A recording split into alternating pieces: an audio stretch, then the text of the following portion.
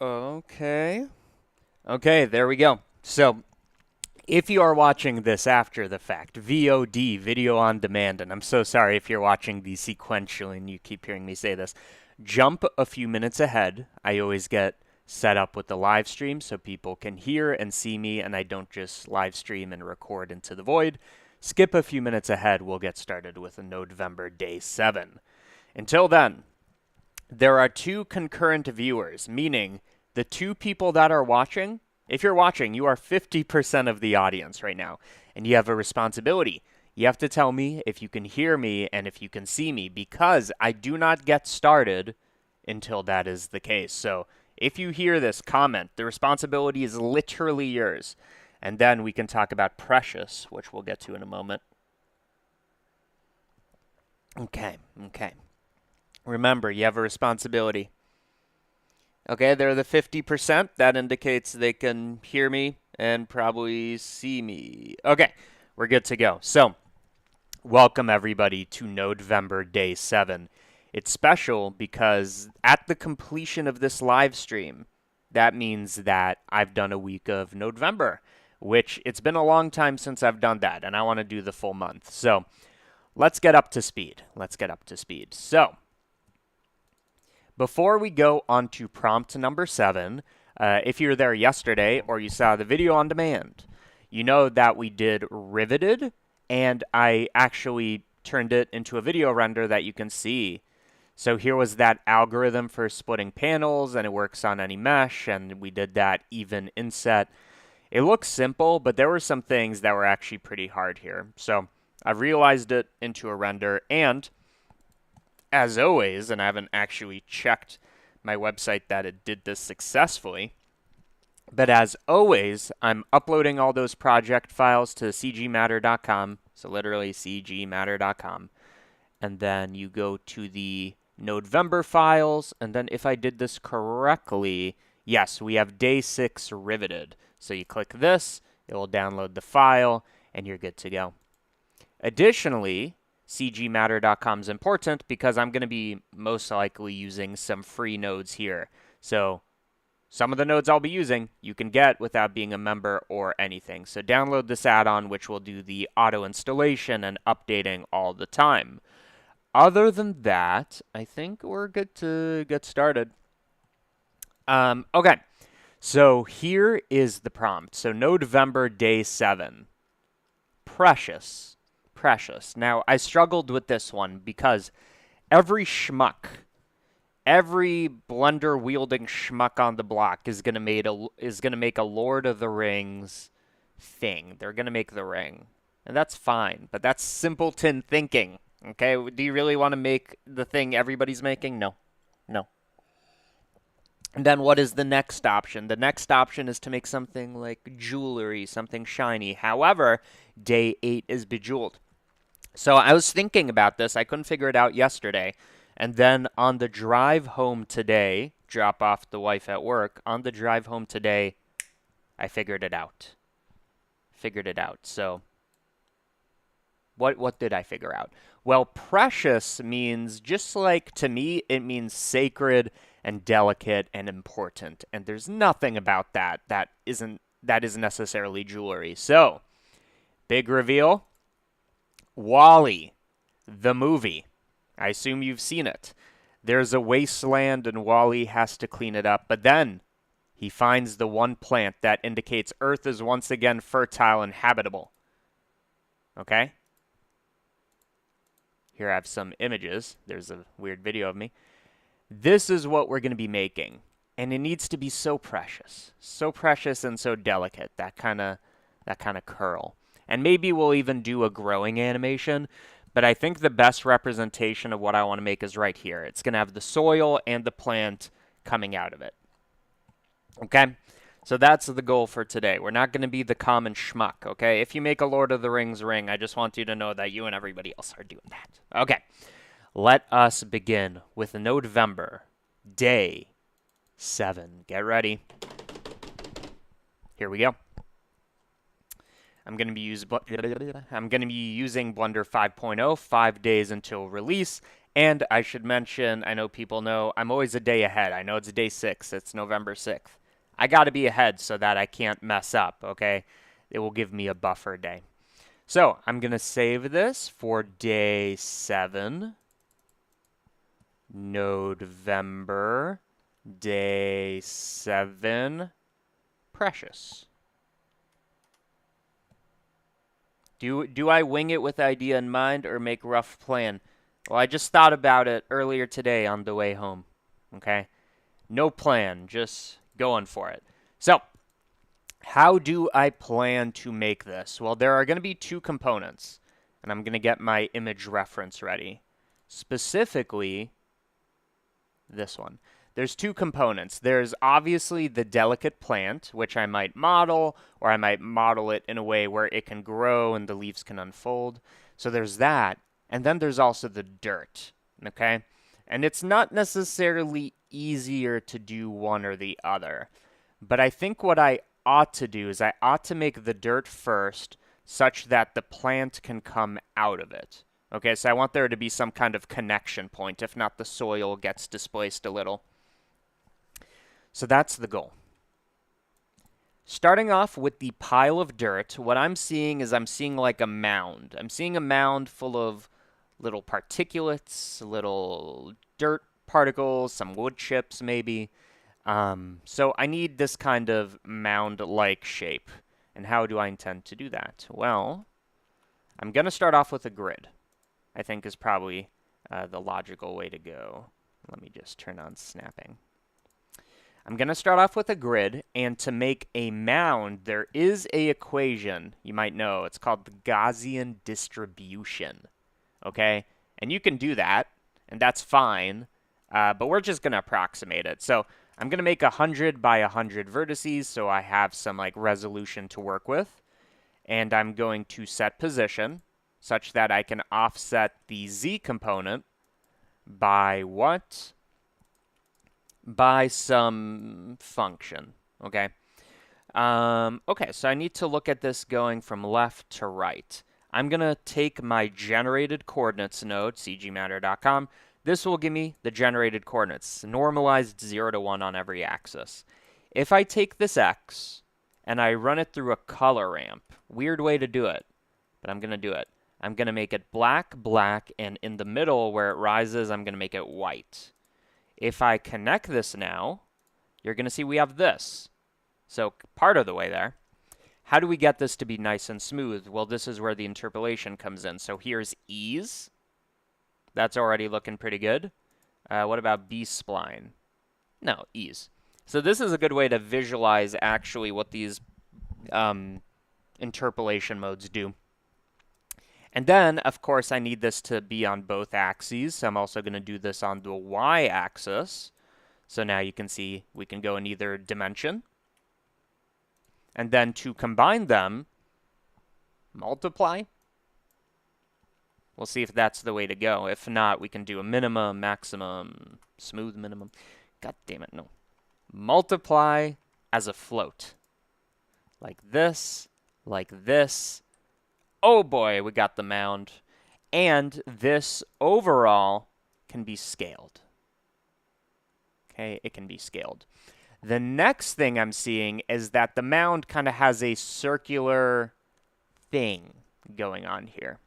So I could either take this and kind of call the perimeter, which is fine, or I did make a grid circle node, did I not? Grid circle. What this does,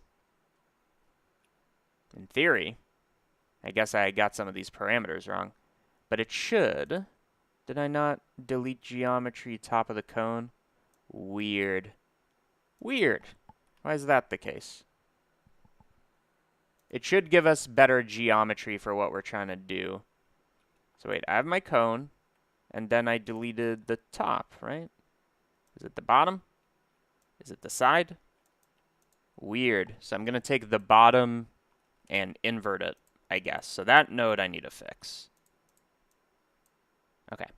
So the idea is I have this, and then... No, it doesn't like that. I fucked up this node proper, did I not? Well, that sucks. Okay. Either way, I have this grid, and what I want to do is I want to call the perimeter. Okay?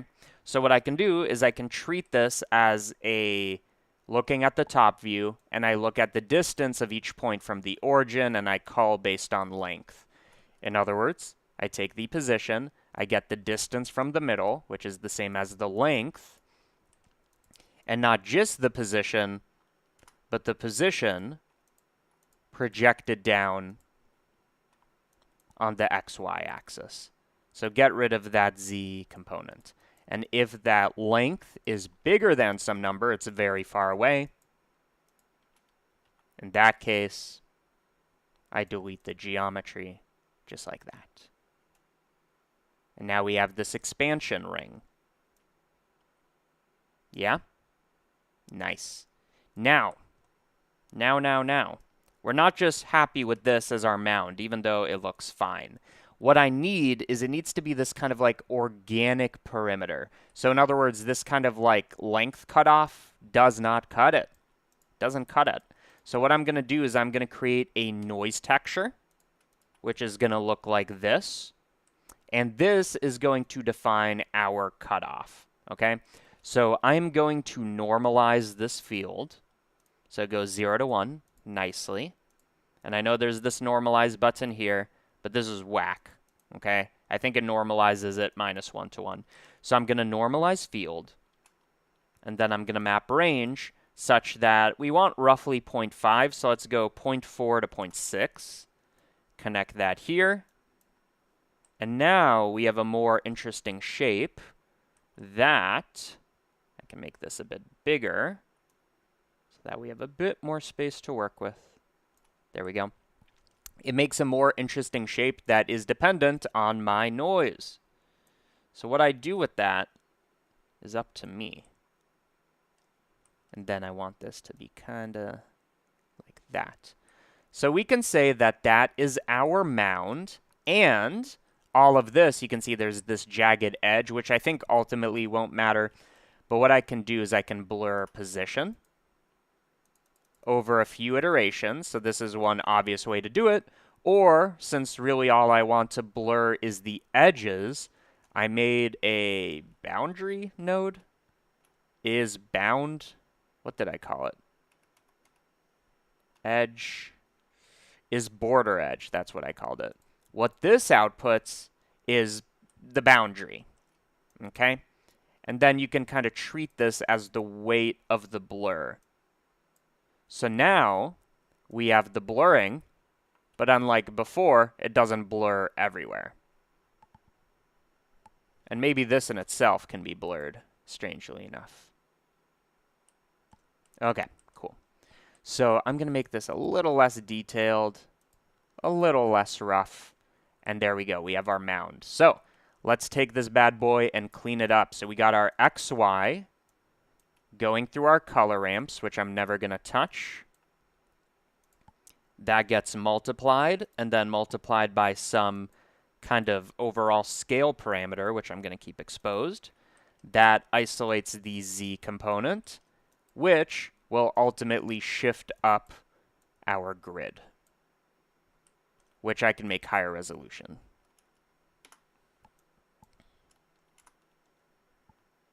And I think that should be fine. So we shift up the mound. So we have a grid, we shift it up. Next, we have that deletion node group. So I want to isolate this selection. So we take the position, we multiply it to be on the XY space, and I take the length. Okay? I want to check where that length is a certain distance away. So what I did is I took a noise texture, I normalized the field, and I map arranged it so that it's roughly equal to 0.5 in general. I compared the two, and I use this as a factor for the deletion. So maybe this should be a node group. So maybe this could be like delete boundary. This can be our like initial mound or something like that. This should be a parameter, the height of it.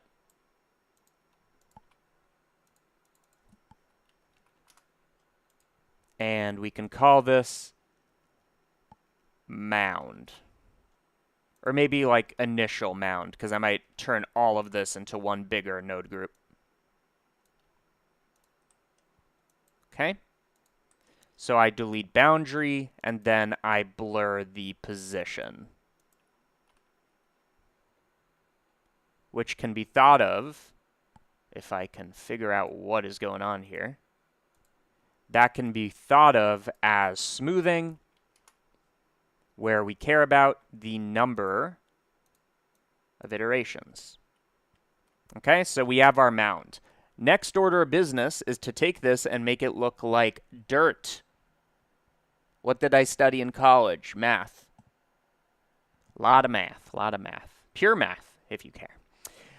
Okay, so on this, I want to kind of create this kind of situation. So maybe the next thing to do is to kind of shape it a little. So I'm going to distort. Yikes. So cgmatter.com for this node. I'm going to take the overall strength and bring it down. And recently, I added an XYZ parameter so we can control the strength individually, right? And that lets me isolate this in kind of a better way. Okay? That should probably have more detail. Something like that. Okay. And maybe inside the smoothing, I can set shade smooth. Why not? So there we go. That is our mound, or at least the bottom of it. And on top of it, I want to have particulates. So this can be kind of like our base. Which, do I want to make this solid? I could. But we can think about that later. So this is our thing. And then I want to distribute points on faces. So these are going to be our like particulates. Make that huge. And then I'm going to set the radius so it's like randomized. So I don't know exactly what it is I'm going to instance here, but it's definitely going to be something. It's definitely going to be something. So maybe we can go from 0 to 1, or maybe 0.1 to 1, so none of them are infinitely small. And then we have a multiplier for the overall radius. And this could be like high, like 10,000 or something like that. And you can see how this is at least starting to give the impression of dirt. The question is, like, what do we do with that? We probably, like, instance some nonsense and then turn it all into one SDF is kind of my idea. So maybe what we can do, like I said, is we take this, and I'm going to instance on these points a icosphere. Okay, so just a little sphere. It looks basically the way it did before, making sure to use our modified radius as the scale. Now, the reason I'm doing an icosphere is, one, it has even geometry, but two, I can take this icosphere and just run a bit of a distortion. Okay? So it's going to be a tiny distortion. I can just view it like this. Maybe it goes a little on the X, a bit smoother, and let's give it more geometry. Just so it kind of looks like a particle of something, right? And then that we can maybe do a bit of a transform on before the distortion, just so it has a bit of something. Not perfectly uniform. This is what I'm going to instance. Let's see what that looks like. Okay, that's fine. I want to make sure that the rotation maybe is dependent on the... I'm going to clean this up soon. But it might be dependent on the surface normal, right? So it's going to kind of point outwards. So we take this rotation, we connect it here. So now they're all pointing up in a sense. And then I'm going to add a random contribution, which we can treat as a vector. Because apparently there's no difference. But there is. It's different in that there's nodes that let us get this rotation. Okay? So I'm going to add some randomness from minus pi to pi. Okay, so that's every kind of rotation possible. And of course, that's a bit overkill, because otherwise, why did we even do this normal? I could have just done that, right? So I'm going to scale this contribution by, like, I don't know, 30%. Great. This should be smoothed. And we need a lot, and I mean a lot. 100,000. Smaller. Yeah. That's a good start. It's starting to look like soil. And then I can add a radius multiplier, where in some areas the dirt's bigger than others. Maybe. The way I would do that is I would take the radius.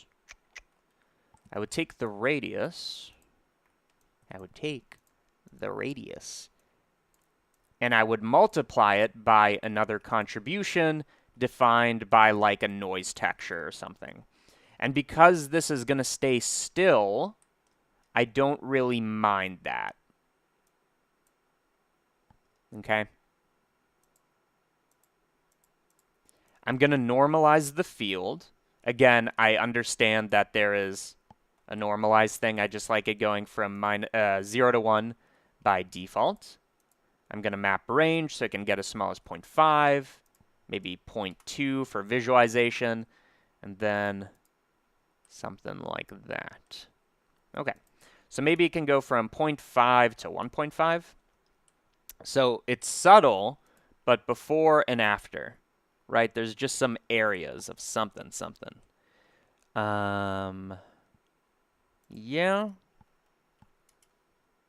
Can make it higher contrast too if you want to see it. Add some detail, add some roughness, and then make it slightly not as high contrast.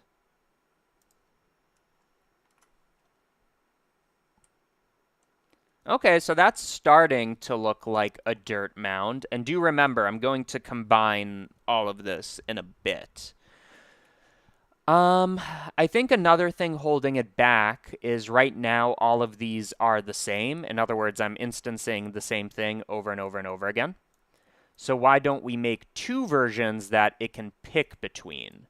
So this is one version. This is going to be another version. So here I have 1. Here I have 2. And I'm going to take the coordinate system, which I'm using as a 3D coordinate system. Reason why is because this way I can generate a seed without making it 4-dimensional, so it's much more efficient. I can just pick kind of like a random number. So before, after, kind of a different shape. And maybe this one should be generally smaller. Okay.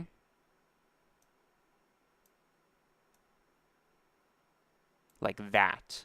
Okay, so these should look different is the important thing. And they do. And we could even like make it more interesting where we combine 2 icospheres or something. But the important thing is if we choose a instance in this, instance on points, is these, weirdly enough, both have to be instances that I join together. And the way you want to think about this is I have instance 1, instance 2, and I have 2 selections now that I'm going to smooth out. And to get this to work, you want to make sure to click Pick Instance. Okay, so now half of them are the tiny ones and half of them are the big ones, just for some variation. Okay, I'm feeling good about that. Maybe these can be just a bit bigger. So I think the next thing is I'm either going to keep it like this. The reason I might do that is as the plant grows, if we do an animation, is the points can move out of the way. Although we can do that anyways. And then we could SDF this bad boy, right?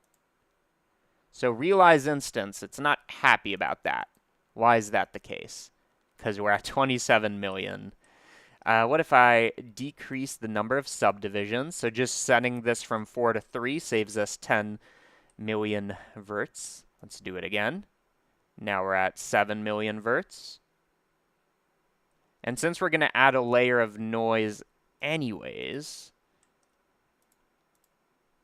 like, is that good enough? I think so. Much more manageable, at least. So all of this can be a node group, of course. So let's think about this. How do I want to clean this up? So we have our points. We set the radius. I'm just going to hide anything that I know, or at least think, I'm not going to touch again. Like, I'm going to keep this exposed because I might want to control the overall size of these.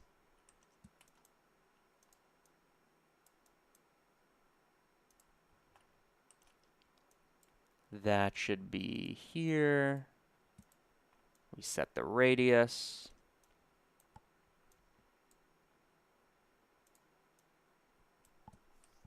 And then for the rotation, we use the rotation dictated by the normal, along with a random contribution, which I'm just adding together.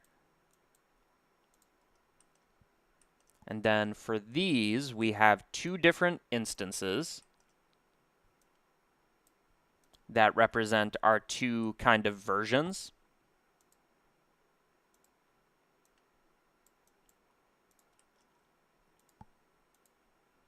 So satisfying. Okay, so that gets distorted. That gets distorted. But this one has a bit of an offset. That's the difference. Both of these turn into instances that I then join together and set shade smooth. So maybe, yeah, I guess why not? So this can be our, like, dirt particles. And I think it's important to specify that this is outputting instances, because it's definitely not a mesh. It's outputting instances. And then we take all this.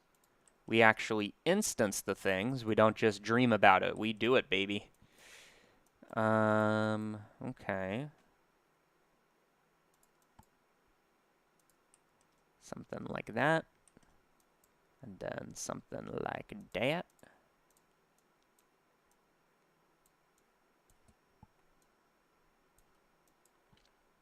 Okay, that's pretty neat and tidy. The only thing I might want to control is the density, but I don't assume I'm going to change that anytime soon. Okay, so we instance, we do that, and then all of this. So this isn't our dirt particles. Really, it's our dirt instances. And then all of this is our dirt particles. And I don't know why we needed that pass through, because we're not doing anything with it. Yeah. Okay, so this can be our dirt particles. Do I want to control anything? Like, probably. So this is going to be the size. Can be as low as 0, let's say as big as 0.1.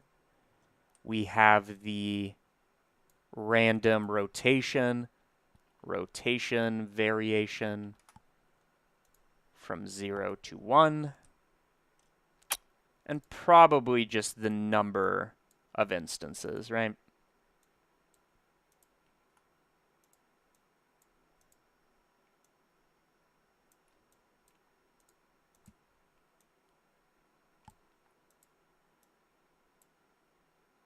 This is actually our rotation variation.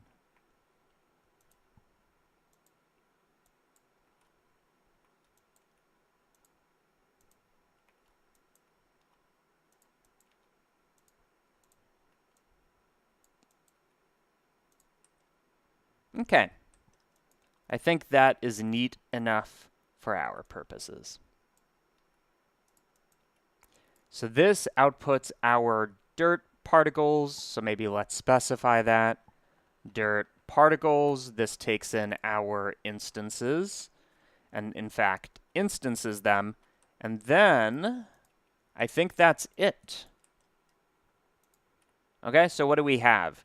We have our mound that I can, increase, decrease. I delete the boundary. I smooth the boundary. I distort it, add particles, and then I'm going to join these together. Okay, so we kind of have two levels of detail here. Mario Sunshine Goop. How do you minimize a node? H and Control H. Do you do anything apart from 3D? Sometimes I do 2D. Okay, so this is something I want to turn into an SDF. Let's see what that looks like if I just do that raw. So we'll call that, do I have a remesh? I do, but it's using density grid. So I'm going to do mesh to SDF grid, which is going to look like, it's going to look like that. Maybe what we do is before we do this, we run a bake. So at least it doesn't need to calculate that. So that should save some time. Okay. And then we take this SDF grid and turn it back into a mesh. I'm not loving the speeds on this. Not gonna lie. So we're spending that amount of time just to get that. That is funny. Okay, so clearly we have an issue here. It might just be the thinness of it. In which case, what I would want to do is I'd want to make sure to seal the bottom here. If I was to do that, all I need to do is find the perimeter. There we go. All I need to do is find the perimeter and kind of connect it with an n-gon. So let's do that. I'm going to set position of this, and this doesn't affect the instancing, but it should be using the distort. It's going to take the boundary, which is defined by isBorderEdge, cgmatter.com. Connect that there. For those ones, I move it down, if that makes any sense. Yeah, that's kind of doing what I want. Is it the smoothing that's the issue? Is it the distort that's the issue? Evaluate on domain. Points, edge. Okay, evaluate on edge, because this is outputting what is the edges that have one neighboring face, which if you think about it, is indeed the thing. So I move them downwards. Then I need to flatten them, so I'm going to scale the edges to 0, but only on the z-axis. Okay, so you can see how that kind of flattened them right there. And then I take that and I turn it into an n-gon, right? So how do I do that? How do I fill in this boundary?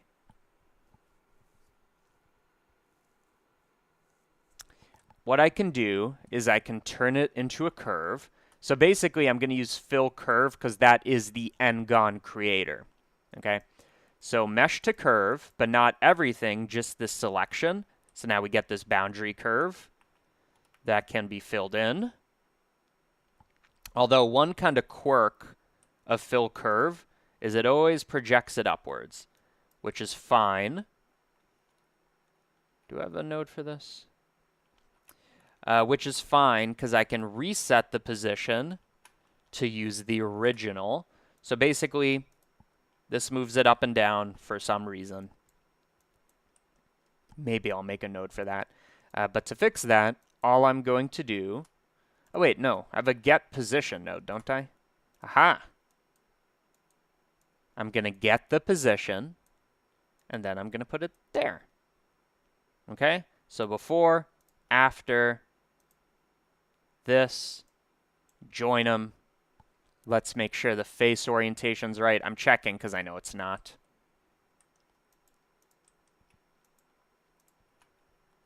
Flip those faces. Merge by distance. Now, I'm not guaranteeing that this is going to make a faster SDF thing, but I do want it to have thickness anyway, so let's clean this up. Okay, so we have our bordering edges. Those get moved down, let's say by way less, so it's kind of thin. Those get moved down. They also get scaled. They also, the boundary turns into a curve. That curve gets filled, and that's fine. However, it moves, so I'm going to get the position and set that position to fix it. I flip the faces because it comes out inverted. It's like facing upwards, but it should face downwards. I join, I merge, and that's it, right? So all of this can be, it's kind of like a solidify, but it can be like fill bottom or something like that.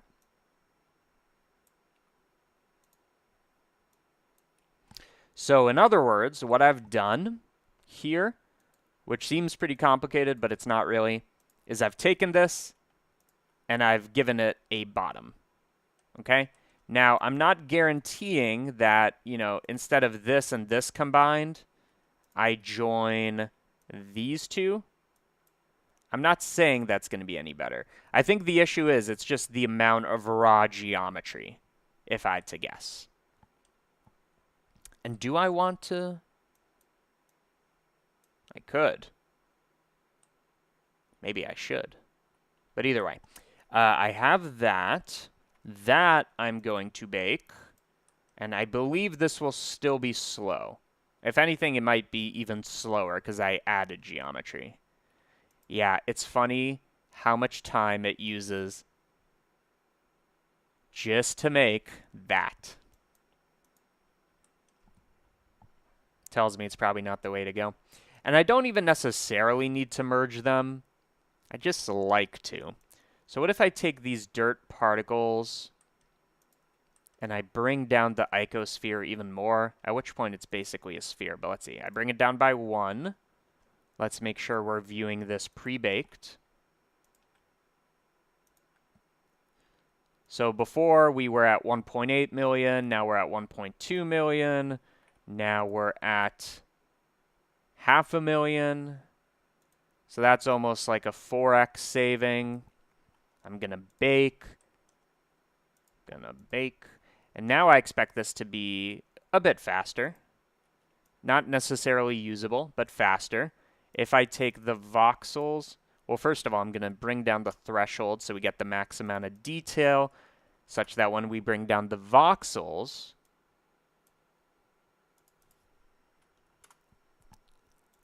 weird, it doesn't seem to be dependent on that, which is interesting.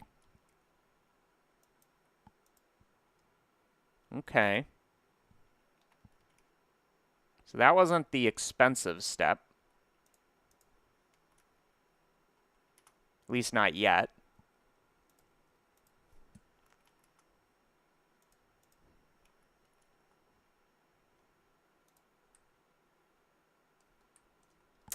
You know, this kind of feels silly because we could have totally just run a offset along the normal using this pattern.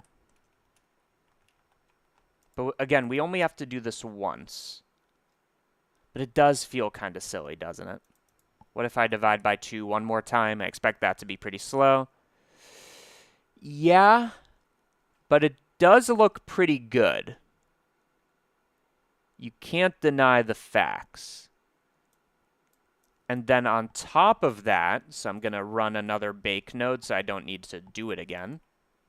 As you can see, every operation I do, very slow. So I'm going to disconnect here so it's not actually calculating that. Make a new bake node that we bake this. So now this is going to be quite fast, and it's not necessarily that much more geometry, but it is very even geometry, as you can see. And that can also be optimized, but I run a distort on that, but barely.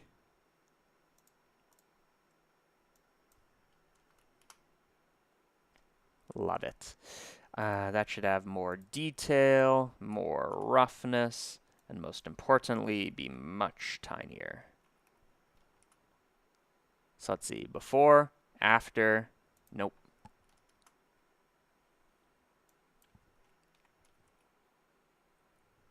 Before, after, still no. Needs to be more micro detail.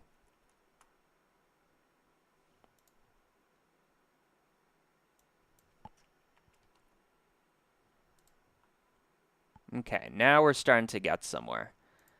More detail, more roughness, and a little bit stronger.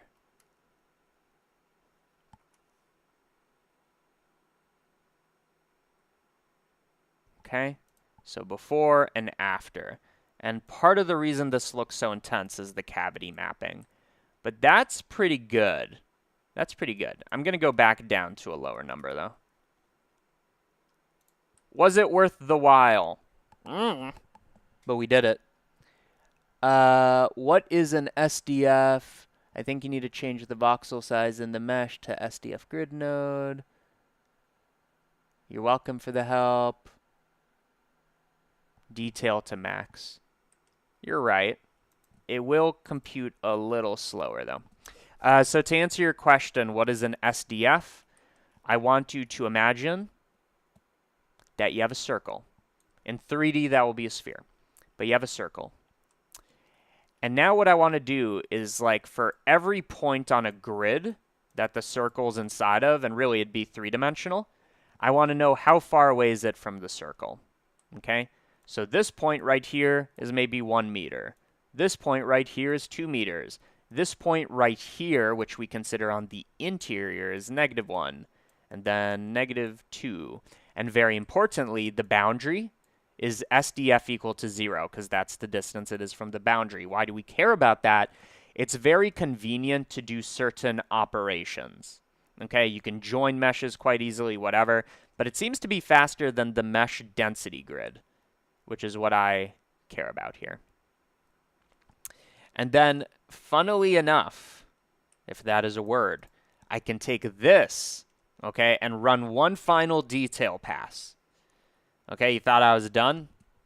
Nope. So I'm going to instance on these points, and maybe, eventually I'll optimize, I think. But for now, I'm just going to run a bake node at every step. So I'm going to instance on points. Well, first of all, we need points. So I'm going to distribute points on faces. Like a lot of them. And at this point, I don't know if these actually need to be anything. They could just be tiny particles, right? Right? So I take this, I join it together, and these can be considered like micro particulates or something like that, of which there will be many, many, many. Many, many, many, I said. Yes. That radius, of course, is going to be randomized, and this can be more of a uniform thing. Because they're so tiny, I kind of expect them to be everywhere. And they really should be numerous and tiny. Even tinier.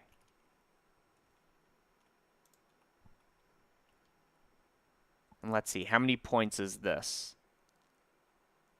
This is 2.2 million. I know it sounds like a lot. Not for me. Double it.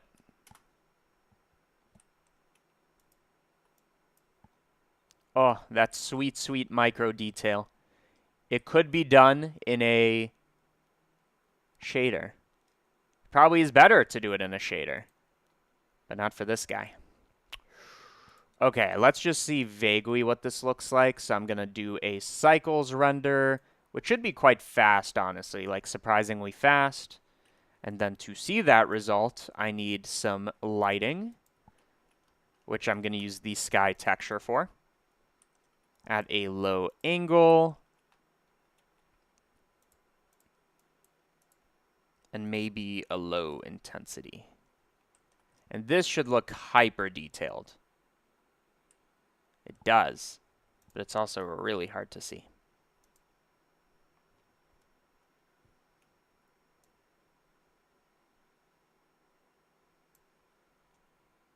I mean, that's dirt. If you wanted dirt, that's what dirt is. And we could even enhance it more in the shader.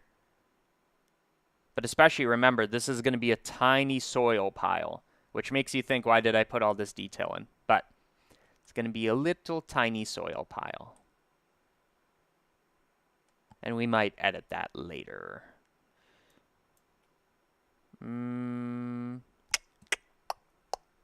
How do I want to treat this?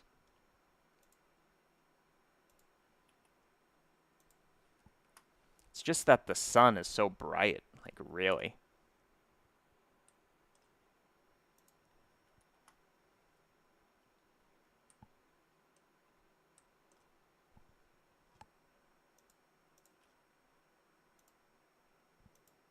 Ugh. Another thing is I don't want as much color, so you can literally just run a hue saturation value and get rid of some of that lighting.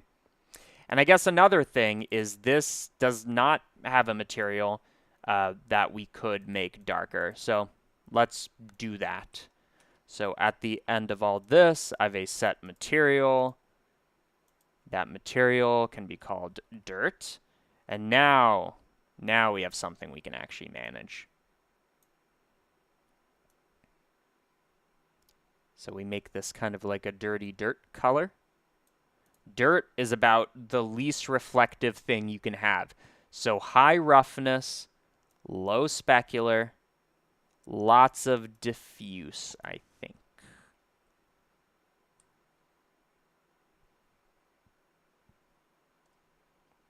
And then all of that gets another passive detail.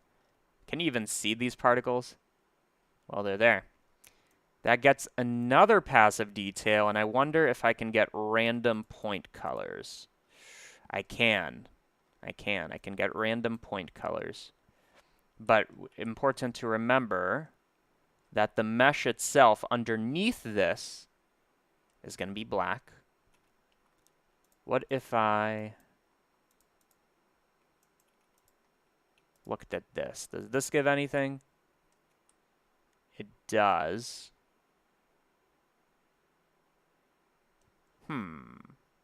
Well, I guess there could be different things. One second, I'm going to experiment. Is there really no...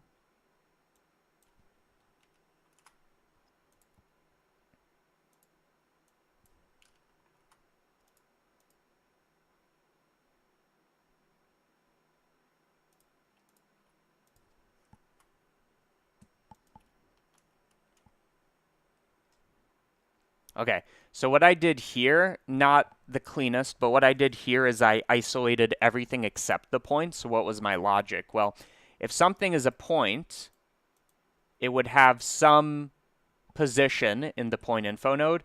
Now, chances are that position is not going to be 0. It might be at a single point, but generally it's not going to be 0. However, the underlying mesh does not have points, so its position will be 0. So I look at its length and see what is so tiny. That isolates that. Okay, so now the idea is I mix color, and this could be so much easier. I could just make an attribute, but let's be fancy. I'm going to do a randomization where some of these are darker than others. And then additionally, if we have the ground, I will do this.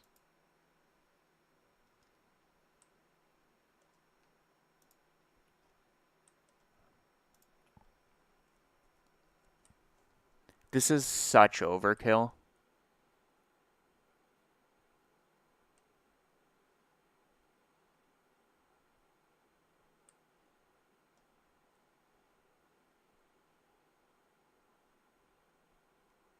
Yeah. Okay, now that we know what this is looking like, I want to change these parameters just a little. No, that should go back. I'm just kind of looking at the overall shape, and I think for the dirt particles, what do we do with the scale? We have the radius, but what's the radius? It is a random value times some stuff. I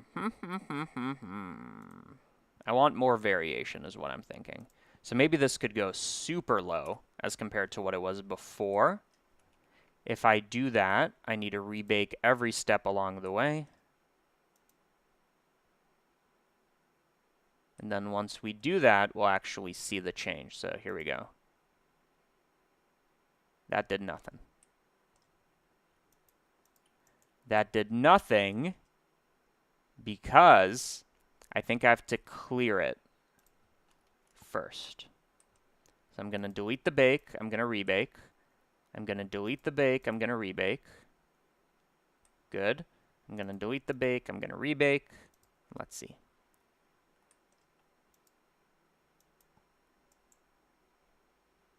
Yeah, now there's a bit more variation that I'm looking for.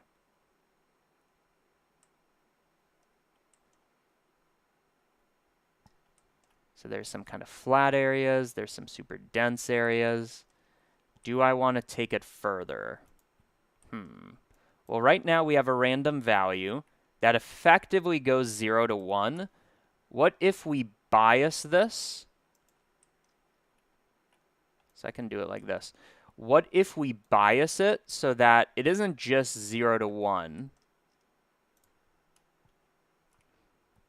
but most of them are tiny, but some of them are really big. So if I do this float curve, you can see that effect. Most of them are tiny, but some of them are really big. I can do the opposite where most of them are big, but some of them are really tiny. Let me do something like that. Okay, so this is before and after. Just breaks it up a little. And it should be pretty rare.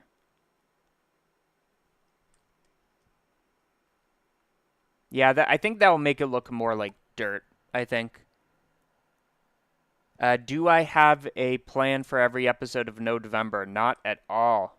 Not at all. And I don't mean that as bragging, but just no. I'm taking it one day at a time. Let's see if this looks more like dirt.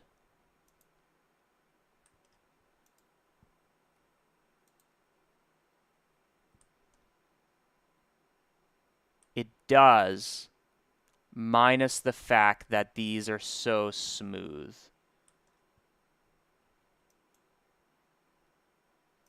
But I think this particle pass definitely helps. We should probably add some randomization for the color, which I will consider.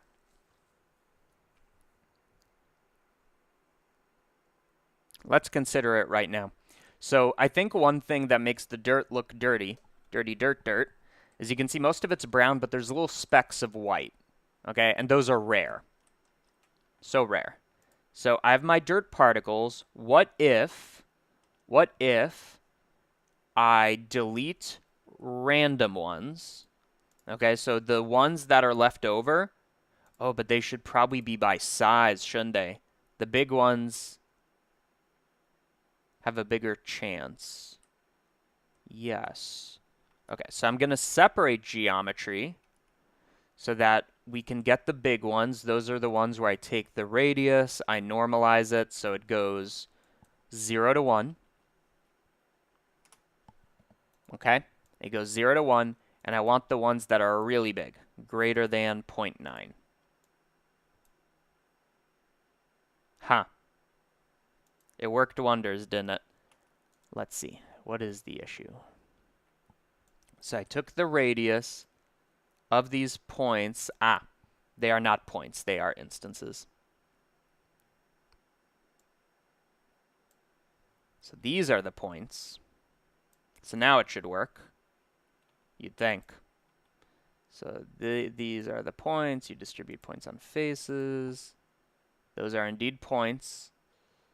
And but they haven't been randomized in terms of radius. So now, so that only keeps the really big ones. Really big. And I can then on top of that throw a second condition, and it has to survive the culling process where half of them die, leaving only the mightiest. And these ones can be white. Okay? Now you might be thinking, how do I do that? Well, what I'm going to do is I'm going to take this all the way to the very end. This is again messy. But I'm going to take it all the way to the very end. Remember, we have this mesh over here. This is a single mesh object. And I'm going to look at what stuff, I don't know why I said it so intensely, is close to these points. Specifically, I can look at the proximity and the distance to the nearest point, and that will isolate this map. That I invert, and I could do the rest in the shader, really. But I call that down.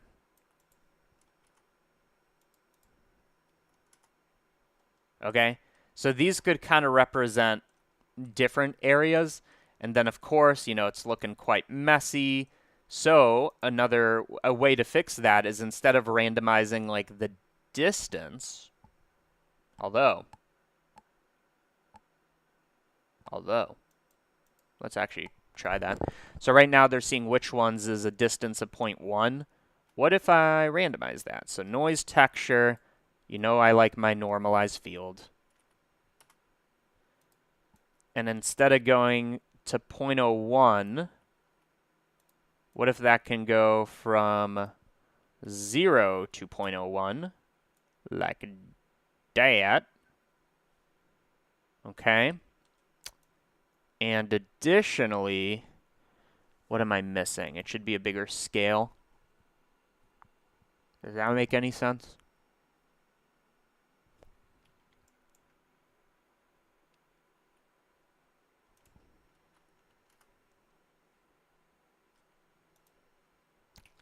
It's almost like I can't see it.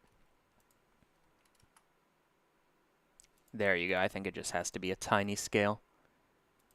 Like 200. There you go. There you go. So before, after. Get that messiness. Okay. So that, whatever that is, and we can use it for different stuff, I'm going to store. So this can be our proximity, which, again, can be used for anything. But that now gets outputted, and because we stored it, it is now accessible. Proximity. Okay, we've been going for an hour just to make a dirt mound. Okay, so we have that. And maybe for those sections, so let's see if I make it like white.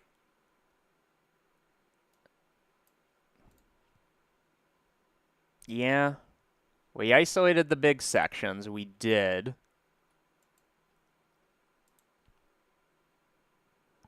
And maybe these sections don't have points spawning on them. Does that make any sense? So where the proximity So I'm going to connect this. So we calculate the proximity, where the proximity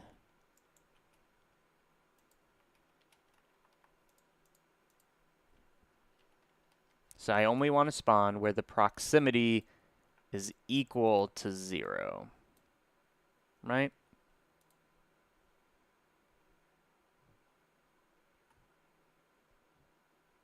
Yikes, yikes, yikes. Yikes, yikes, yikes. Let's get rid of that. Okay, there we go. So that kind of isolates those regions and lets me have some...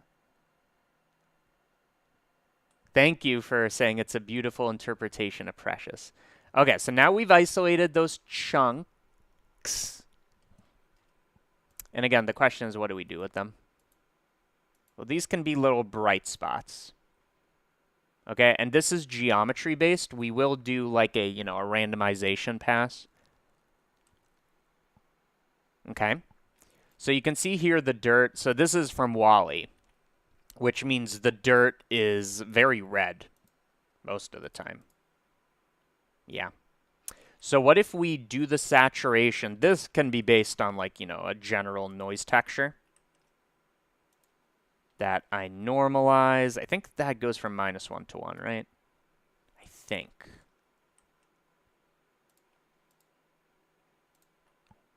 that's different. Okay, so now we go from -1 to 1 to 1 to 2. Does that make any sense? I don't know if it does. Let's go from 0.4 to 0.6. Okay. It's hard to see, but that is a bit better. Can you kind of tell there?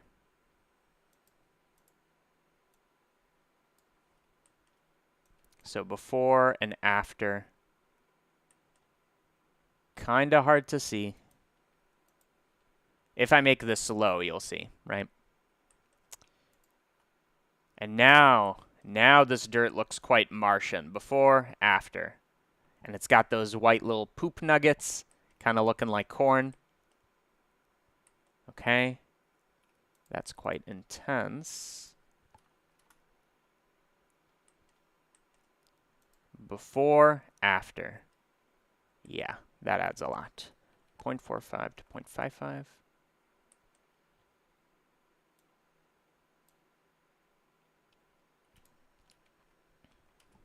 Okay. And I want you to remember, I think a big thing that sells this is those extra points. So let's see, without, yeah, with. So the particulates, I think, are kind of like a big deal. We got our little poop nuggets. Okay. What do I want to do with my poopy nuggets?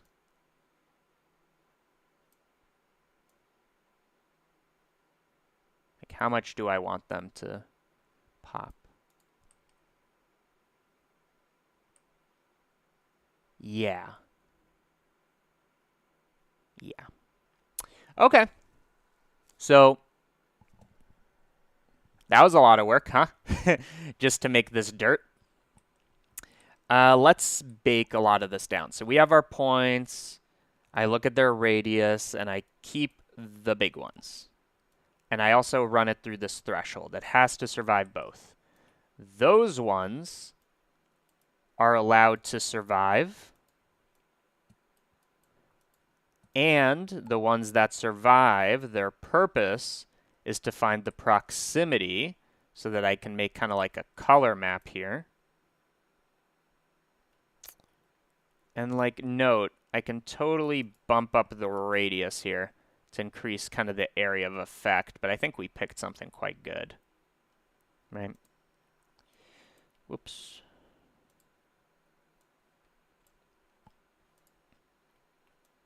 So I think the only thing I might want to change is kind of the proportion. So if I bring it up to 0.5, all of a sudden we're going to have a lot more.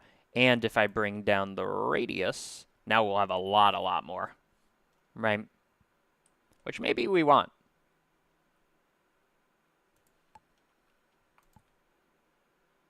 Yeah. Okay.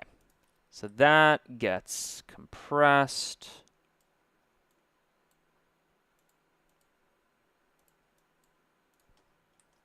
Such that we store the proximity.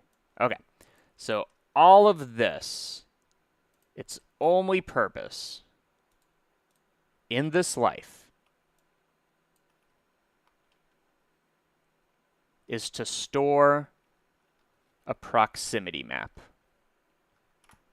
which again could represent anything. In this case, I'm using it to color certain sections. So down here we have the points. And then up here we have the dirt. And note, because this is all procedural, the plant is going to play quite nicely, but we'll get there. Okay, so store the proximity map. Great.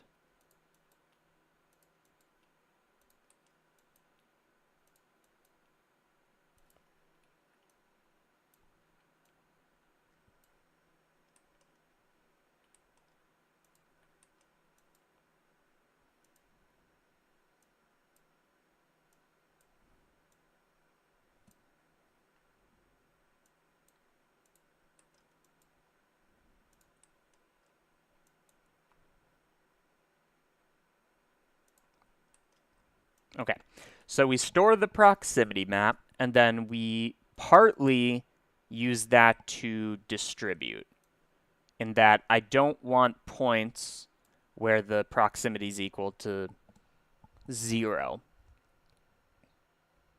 Or I only want them? Yeah, I basically only want them where there isn't those white chunks. And then I spawn more points. Okay. So this can be thought of as like tiny particles compared to our main dirt particles. That gets joined. There we go. Okay. Should we go over it? Let's go over it. So we have a mound. We can control the height of that. I deleted the boundary. I smoothed the boundary. I distorted it. I made a version where the bottom is filled. And maybe I want to make that a little less intense.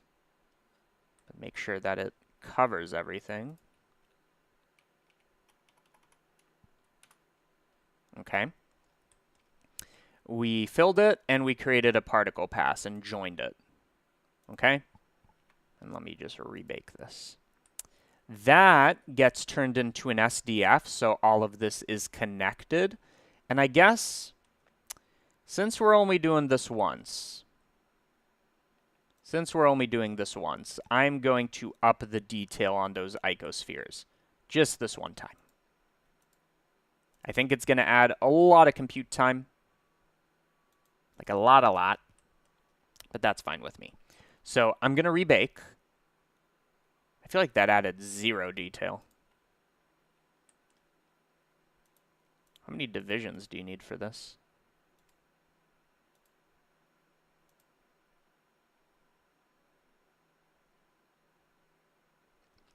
Quite a few. I'm going to try 3 subdivisions. If it doesn't work, it doesn't work. So 3 on this. And this is the small one, so maybe just 2 on those. So this should now be faster than it was. Oh, but those need 4. Okay, I'm hopping back and forth. Those ones need 4, the bigger of them. And now the question is, if I hit bake on this, will it compute? If it does, it will take a hot minute. Let's read comments. I agree with Jaza. Also petition for you to use this procedural dirt and previous procedural marshmallow later on. Maybe in the cabin or camp prompts would be epic. Oh, that'd be cool. Kind of building on itself. Okay, so that didn't take forever. Which makes me think, should I also bring up the icospheres? Whatever. So I then distort it to add that detail. I store the proximity map, I do all this, and fruits of our labor. Yeah.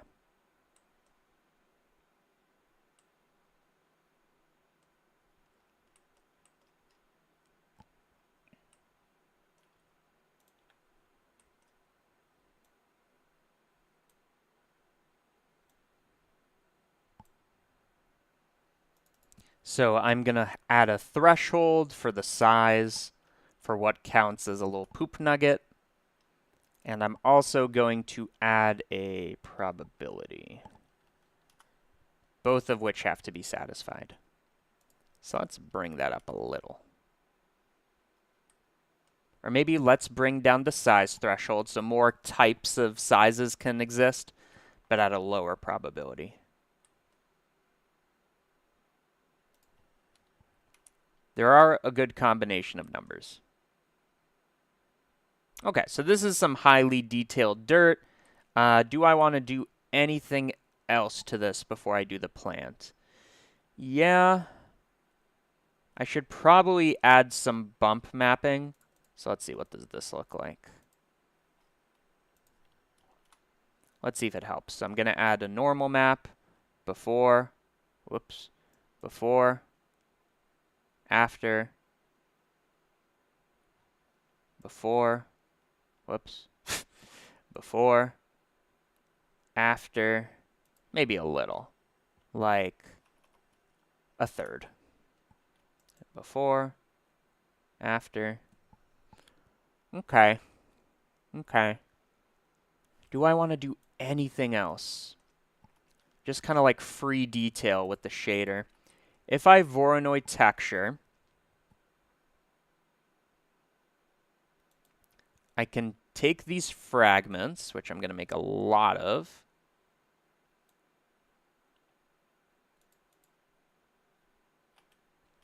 and I'm going to threshold them. I don't know what I'm going to do with this yet. Okay, so now I got a lot of these. Maybe those can be another mix on top of this. So there's just like another hit of detail, as you can see. And those get darker, browner, whatever. So just another free hit of detail, right? So I'm going to bump this up a lot.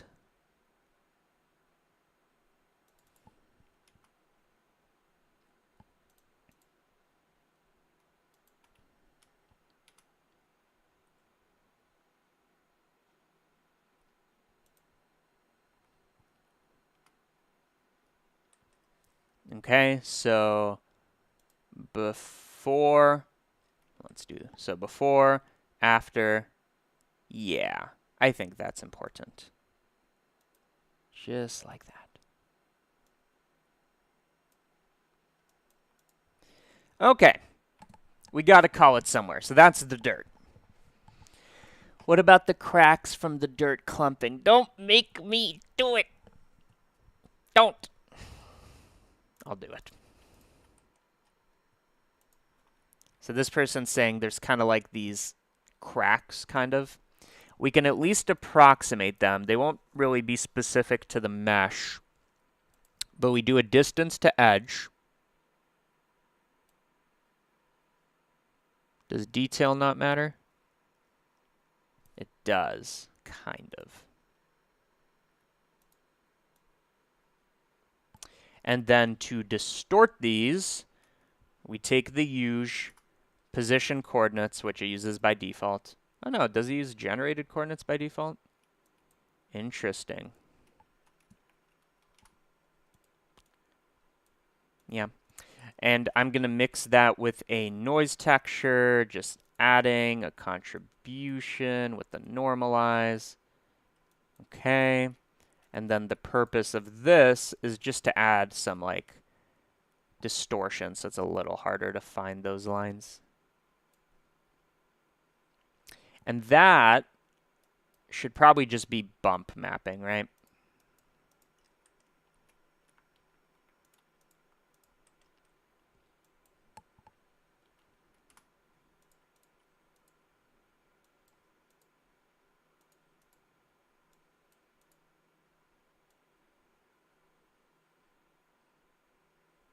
figure out what to do with that. But I just add this as well, and let's see what that looks like. Can I even tell that it's there? No. Because I can add a separate bump where this is the height. Okay, I think I saw something. I think I definitely saw something. Can I bump this up above one? It's there. No one's saying it's not there.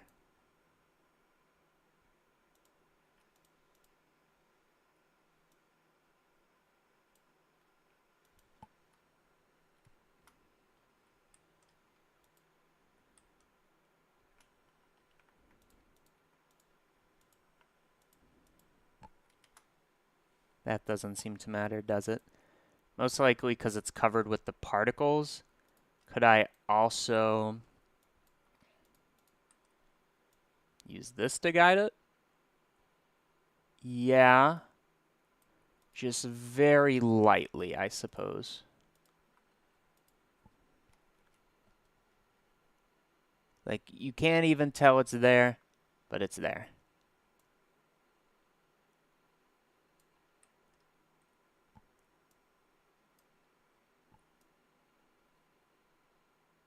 Oh. Oh. Okay. Okay. It's not exactly what you said, but it is interesting.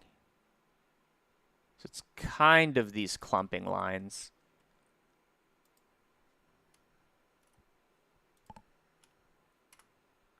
Subtle. Subtle. But there. And then definitely add some distortion so it's harder to follow.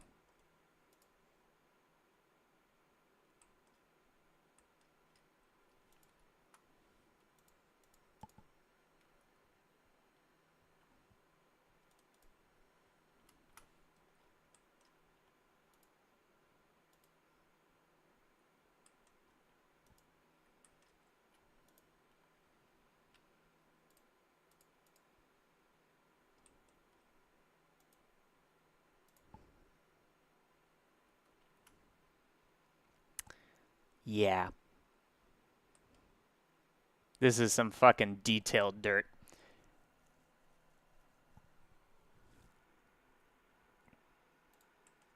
Okay. I'm calling it. We got dirt. Do we have dirt? We have it. Okay. Next thing, next order of business, and I guess, should I keep all this exposed? Yeah. At least for now. Okay. So we don't need to think about, yikes. What did I just do? Okay, so we don't need to think about that anymore. That is an old era. And that era can be our dirt. And we'll figure out how they interact later. So that is our dirt. I gotta rebake. And then for, I know I'm glitchy.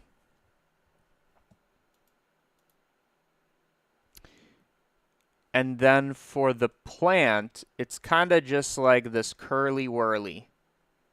Curly-whirly swirly. And it's going to be about getting that translucency, making it look precious indeed. And I'm just going to interrupt a little. You've seen a lot of free nodes. Go to cgmatter.com. There's a link in the description. Join or get your free nodes. And if you want to, join, get your Nodevember stuff. And years and years of project files. 5 years, $5. Okay, so before I do the plant now that I've shilled, 2 people joined during this live stream. Without specifics, thank you, Yvonne and Gianluca. Thank you both. Okay, let's make the swirly whirly. And this is going to be substantially easier, but I'm going to do higher effort on the leaves than I did for the sunflower. So what is this? This is a curve line.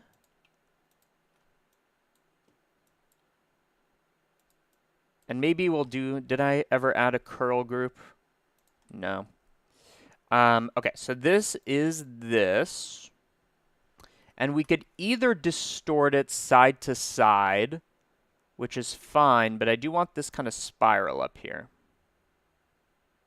We could kind of cheat it by taking a spiral. We flatten that spiral. So let's go to solid view. So we could kind of take a pre-existing spiral and kind of cheat it a little, right? So let's say this kind of compresses like that with less rotation, more rotation than that. I'm going to try this because I haven't done this method before. So I have this spiral for the very tip, and then to send this offwards, I'm just going to extrude the tip, right? So I could just set position where I offset along the y-axis positive, but for what? Just for the end point. End point. Specifically this one. So you can see what I'm doing here. And we'll figure out, you know, the rest in a moment. I'm also going to bring up the resolution, so that's a bit cleaner. And then this is tiny, tiny. So it should be like 50 or something like that.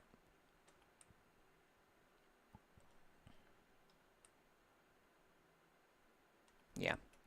Okay, so I'm going to take that, and we'll figure out how to make it work. That I promise.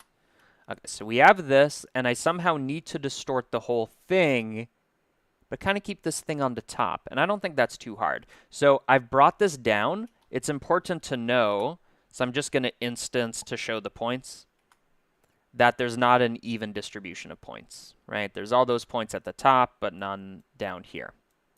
So to fix this, I'm going to resample the curve. So now it's back to having a high resolution. And then I'm going to run a low frequency distort. Low frequency.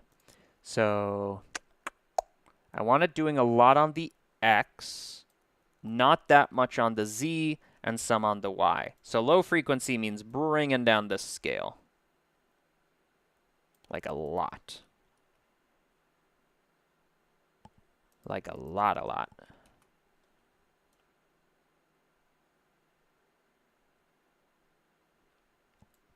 And we can have this. So I think this is going to be a situation where we're going to need to play with the seed a lot until we get the right thing. So I'm going to take the coordinates. Again, that's just so I don't need to do it 4-dimensionally. So I'm going to take this and I'm just going to play with it until it feels right.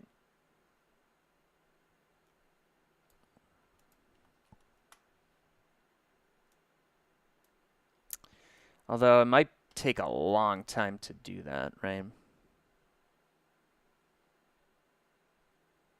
Okay, okay, we can do this ourselves. So maybe what we do is we kind of use a sine wave, right? So to do that, I'm going to set position for the x-axis. What's that going to be dependent on? Yikes. Let me get my generated coordinates. I care about how tall are we on the y-axis. And then as that happens, I'm going to combine on the x. Right now it's going to be this diagonal line. And maybe let's take this and make it smaller so that this is easier to see. Okay, so right now this is just going to do that.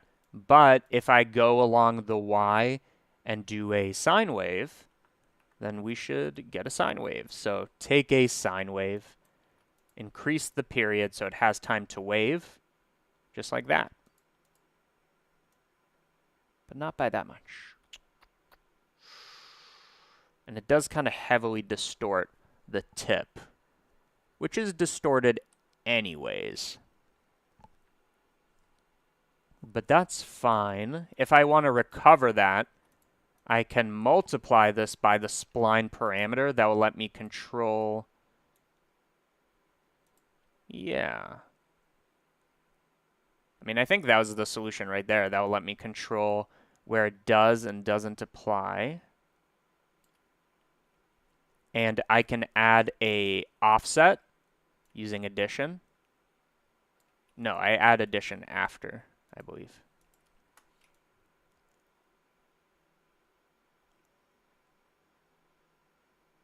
It's almost like both tips are not moving, right? Like there's a vertical line between these. So maybe I take the spline parameter and I do the same thing actually we did at the very beginning with the dirt, where I make this kind of bell curve Gaussian thing. So like that, like that. And now no matter what I do, it keeps the endpoints where they are. Great. And now it's just finding that number.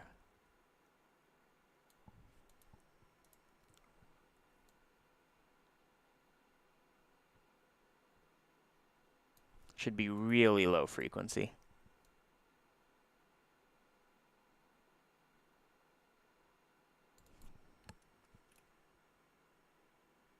I think that's it.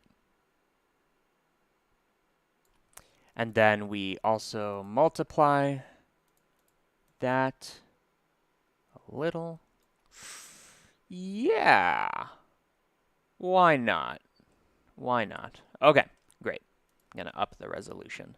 So now we have that. We need to thicken it in a very easy way. So I'm going to do curve to mesh. What is that profile curve going to be? Very simple. Curve circle. We want to change the radius over the span of it. And of course, that is the spline parameter. Hehe.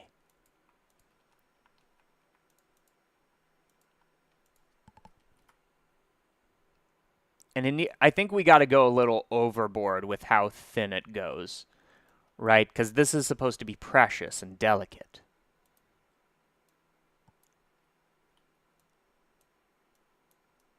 So just a little. That's pretty precious and delicate, wouldn't you say? And again, this is something that's going to be all about the material.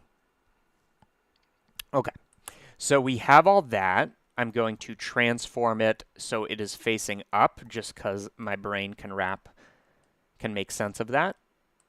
Additionally, I'm going to use a snap to ground. That will put it like this, although we might want to offset it differently. And then let's just see what we got. Let's just put it in context, right? So we got our dirt. We got at least the basics of our plant. And I need to put one on top of the other. And for now, for speed, I'm just going to bake everything we did. This will make it faster to join. Yes. Mission accomplished. So I do that. I scale it down. And I bring it up. And I think getting this ratio is going to be everything. So it's quite big compared to this, right?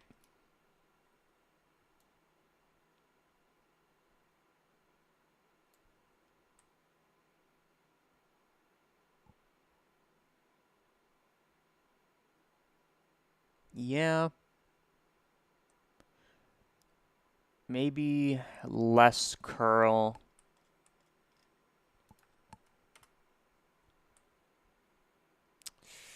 Yeah. I think so. Let's also add, so right now it's, doing a wave here. Let's also have it do a wave on the y-axis. Very simple. We're basically doing a spiral here. That's going to be as easy as offsetting on the z, because we rotated it. Whatever. On the z, if I do it like this, I mean, that's fine, actually. What I was going to say is that we should do a cosine.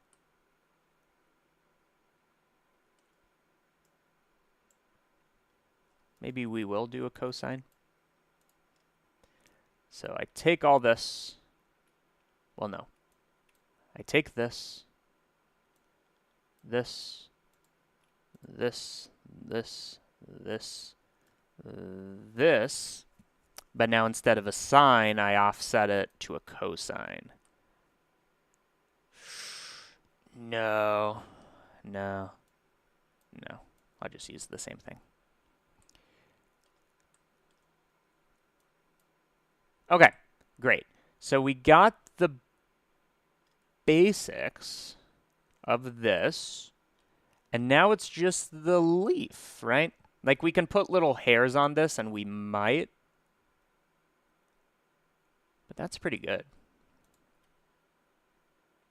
And it really is quite delicate, so maybe I will kind of throw that away. Okay, let's clean up here. So what do we got? We got a spiral that I extrude essentially the edge. I then rotate it so that I can actually tell what's going on here. And I resample the curve. And then I transform it. Well, let me put this on a separate stack. And then I transform it. Oh, somebody gave money.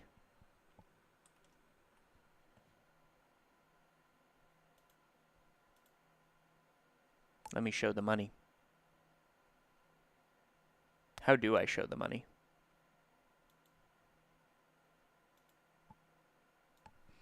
Okay, from Jazza. 10 Australian dollars? I don't know what that means. CG Matter, you two are precious. Thank you. Okay. So, what do we got? We got the set position. This was all about getting the wave. So maybe that should be a node group, right? So this isn't necessary. That's fine.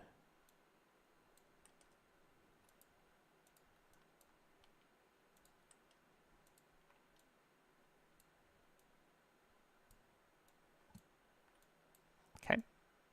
So all of that is going to be our wave, is probably a good way to put it. The wave of the stem. And then we have the thickening.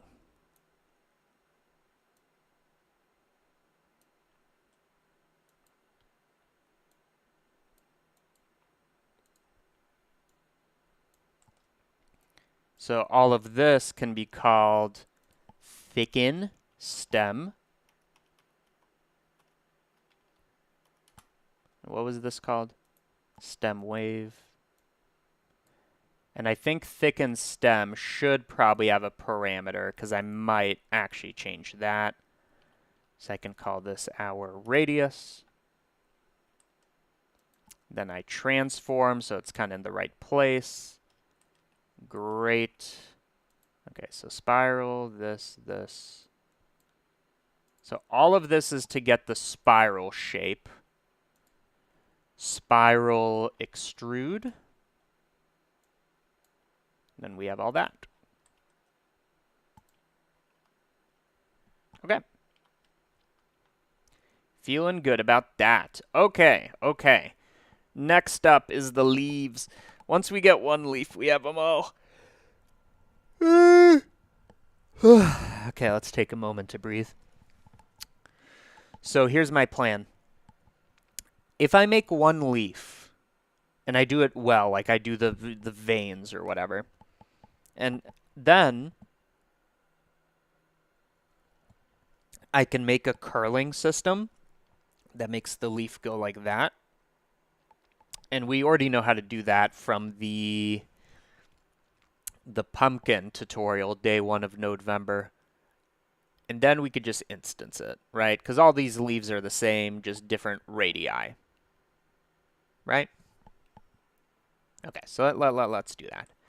So the leaf. Do we have better reference of the leaf?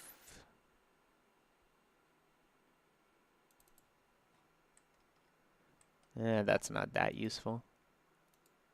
Okay, that's plenty good. That leaf. Okay, let's speed around this. I got it. So I'm going to start off with a quad, because we basically did this for the flower petal. I'm just going to try to do it better. So we start off with a quad, a thin quad that we fillet to get those rounded corners. We then kind of reshape this to be the general shape of the thing. And I can do that with a float curve, so I've resampled it, so I have good geometry to work with. I set position. I'm going to take my generated coordinates, best node I've ever made. And as we go from 0 to 1 on the y-axis, really all I want to do is I want to multiply the position by some number on the x, right? We're stretching and squashing. So this is something I want to expose. 1, 1, 1. Okay. And then as we go along the y, I can draw out using a float curve something on the x. Okay, so you can kind of see how that works. And very quickly, we can get something passable.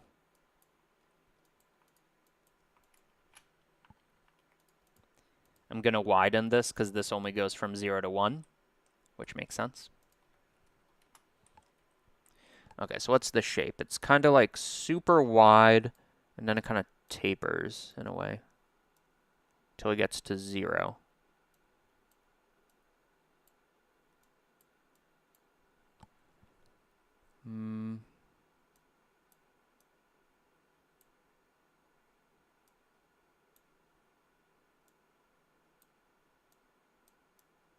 Okay, that's a good start. I think I want this to be taller, is why it's looking a little whack. That is pretty good. Like, I don't know what I would change. Like a little bend here, a little bend here, a little bend there. No? Well, that's pretty good.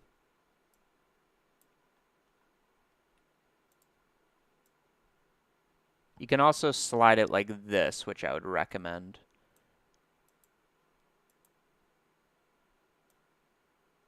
Okay. That's a good base. We have this. That's our general shape. We then take that and we offset it, or even easier, we use the distort node. This time not on the z, so it's only x and y. Bring down the strength. Bring down the scale. Now bring up the strength.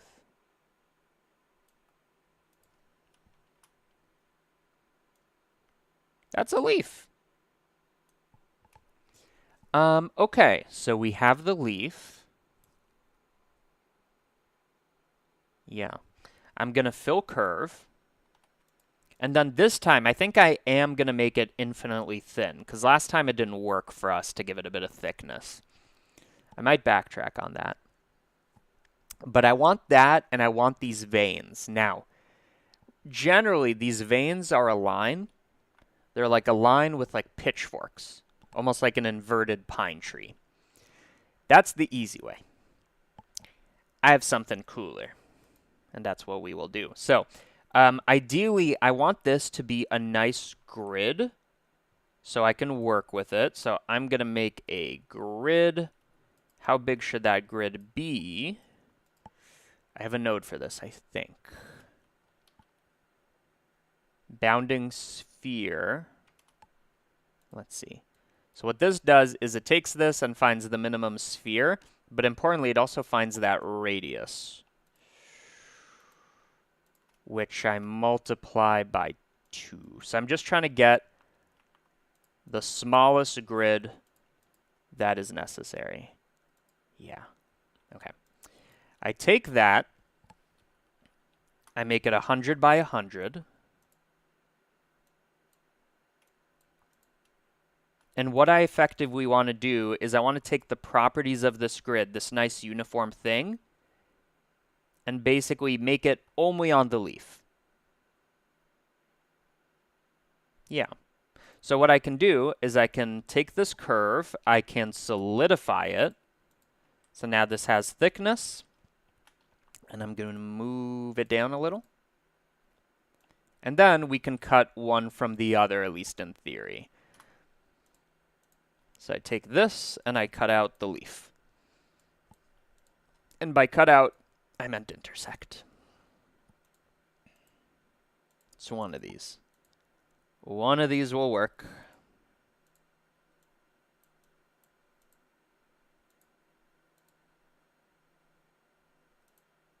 Weird. Okay. Plan B. I'm going to also solidify this, because we learned from the last one, the last live stream, that you want to use 3D when it comes to Boolean. So now I can intersect these two using manifold, so that's going to be fine. And then how do I get this to be flat? I can transform it so that it has a scale of 0. So now it's nice and flat, but we have overlapping geometry. This should definitely be a node group, and I merge by distance. So now my question is, which way is this facing? It's facing up. Okay, so we have the leaf from before, but now with nice geometry, which was important for some reason. Oh, yes, for how I'm going to make this. I will let you deliberate, because I'm hungry, and I need an apple. So, whatever you want to say it to the world. The people that will watch this later, the people on the live stream. Let's make that bigger. Say it to the world. I'm going to go grab an apple.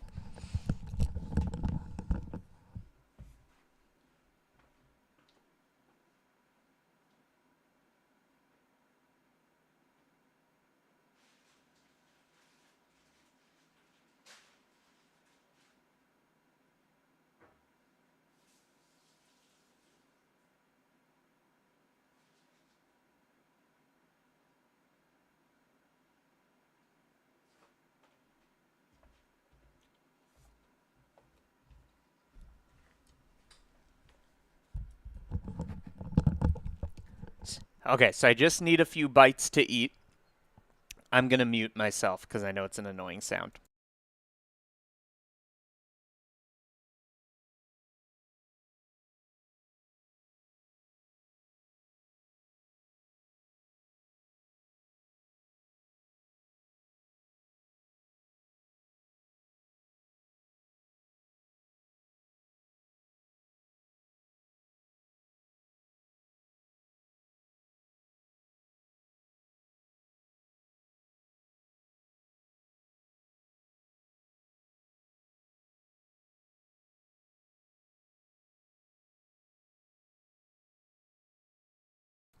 Okay. I feel a little better. So let's finish strong. We're almost at 2 hours. So we have this leaf, and I said I have a creative way to do these veins. I have a very creative way to do these veins. Here's how I'm going to do it. I'm going to separate by index. Yikes. So wait, let's just make, 1 second. Let's just make all this a node group. So we have the quad. We fillet the quad. We resample the quad. The quad I'm going to keep exposed because I might change its width and height. Okay, so we do that. Then what do we do next? We shape it.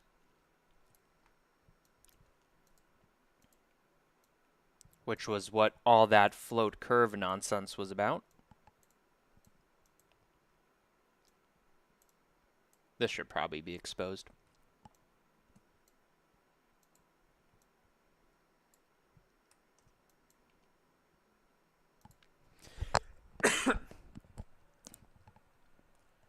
Of course, plug in 3D, of course.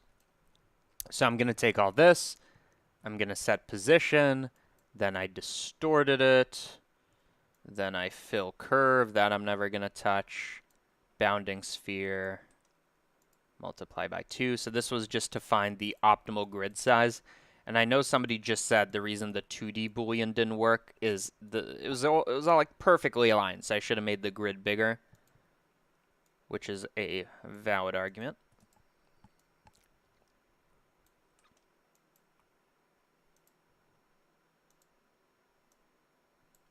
Okay, so I intersect the two of these, then I flatten it and merge by distance.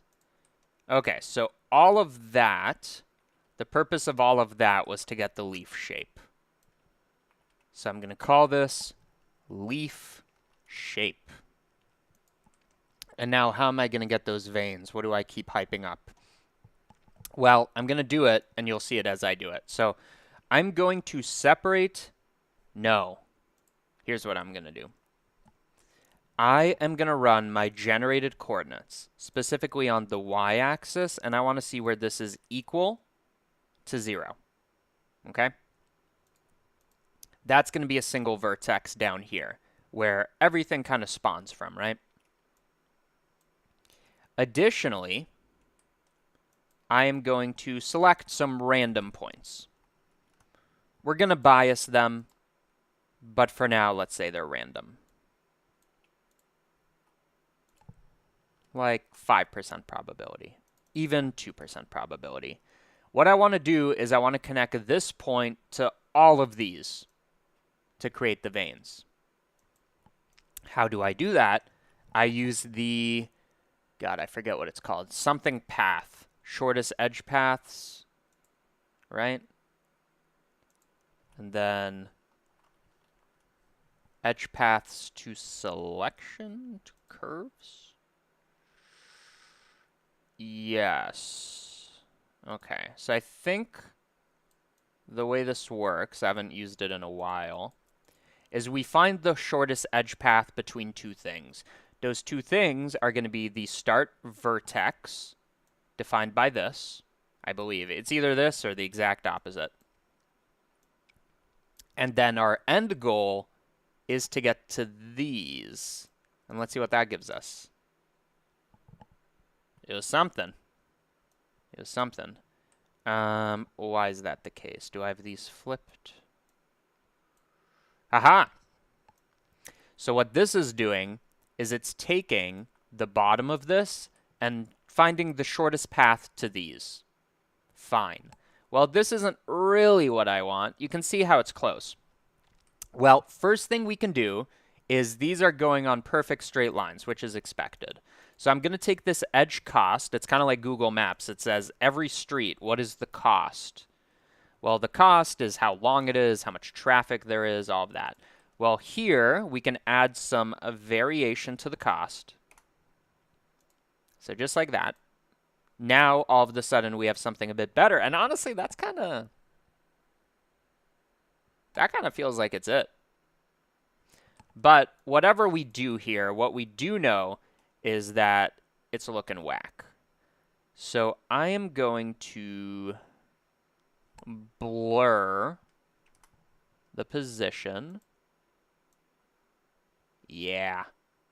Yeah. Is it accurate? No. Is it pretty good? Yeah.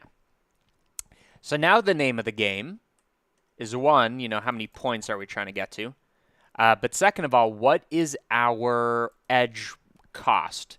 We need some edge cost that kind of promotes them going in the middle to begin with. Okay? So right now this, I'm just going to turn, whoa, you can get some good patterns here. This is our edge cost, and I need to somehow make this a very desirable way to go. Okay, you might already know how I'm going to do this. So I'm going to make this black and then the edge is white. So it's very free to go here, but then it gets more expensive to go on the sides. Well, sounds like a job for the normalize generated coordinates on the x. Again, it's going from 0 to 1. So again, this is kind of like one of the themes of this tutorial, using that Gaussian that shows up throughout, weirdly enough. So the edges ought to be white, and the interior ought to be black. Okay? We take this, and I'm going to multiply, so it's not only this, which actually I'm interested to see what that looks like. So what if this is the edge cost? So you can see now it's very desirable to go through the middle. But I'm also going to multiply it with some randomness. So it goes there, but it's also random. Okay? So we're kind of getting it. We're not getting that nice curvature that we want. Well, first of all, there's fewer points to go to.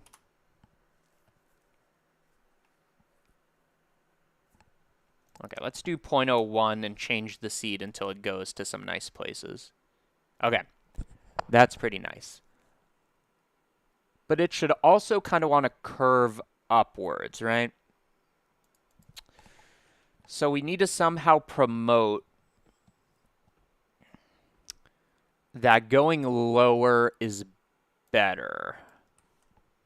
What if I take this y-axis, and I'm just spitballing here, and I multiply by that? That kind of worked.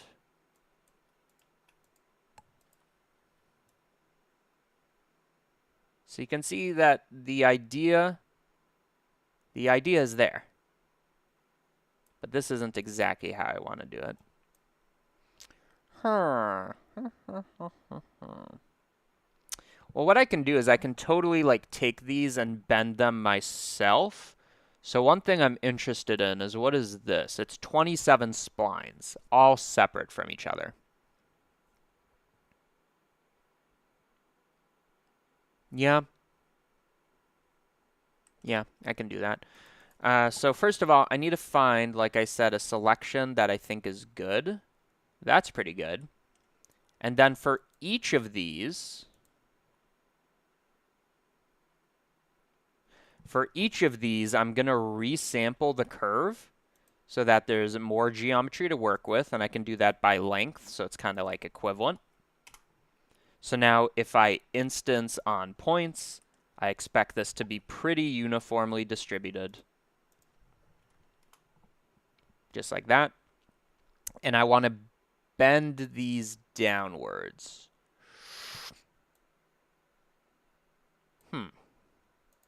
Well, I know I want to set position for the y, negative number, and maybe I can use this map that we have here. Yeah, to kind of dictate that. So I'm going to make actually a more complicated map. I'm going to take this, and I'm going to make kind of like a double bump. Double bump.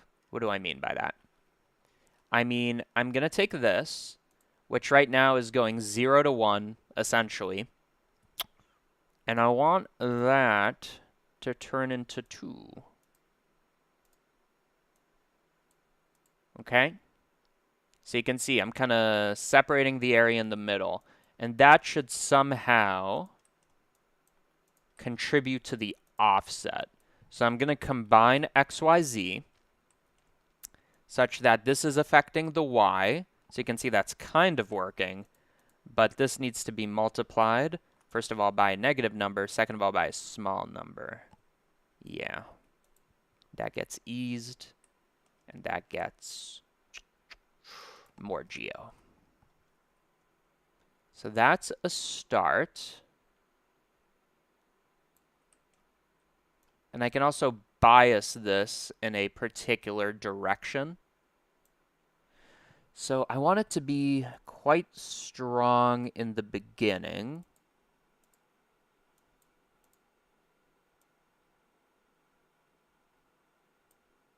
Maybe even it doesn't start at 0.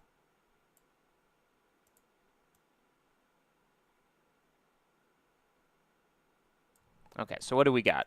Before and after. Definitely getting there. But I think I do kind of want this parabola looking thing.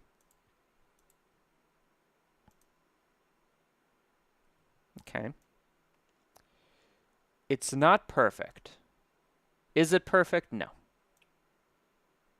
Is it pretty good? Yeah.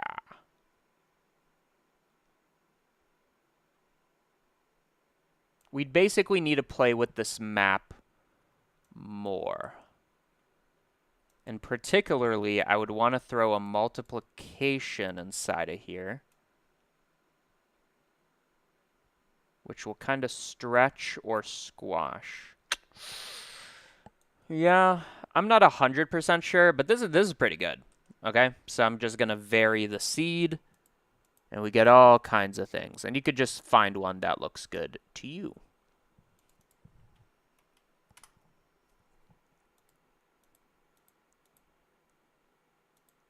And ideally, we also have one on the top, which we can force, or we could just wait to get lucky. Can't wait to get lucky.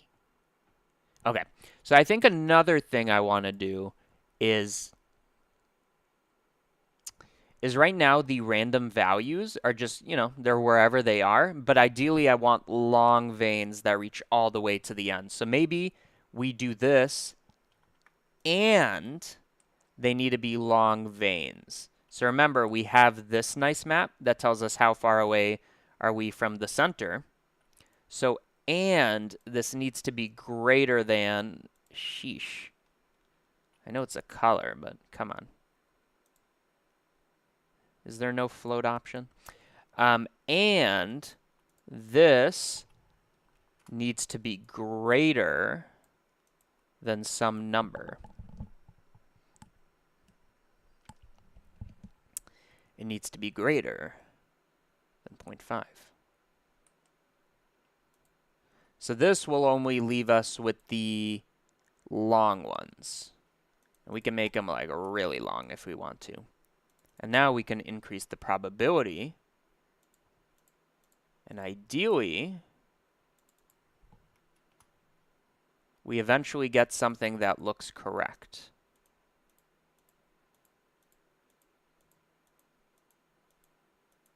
Oh, it's there. I don't know where it is. We can also space them out so that they're not necessarily next to each other. Yeah. Yeah, let's space them out. So the way I would do that is you can see we have this like random map over here that some of them are next to each other. What I would do is I would run a mesh to points that takes in the leaf and it takes in the selection, and now it has some points. And to make sure they're a certain distance, I can just merge the nearby ones. Okay, so before, after, and then to get this back into a map, instead of taking the probability, I take the proximity. So the proximity needs to literally be equal to...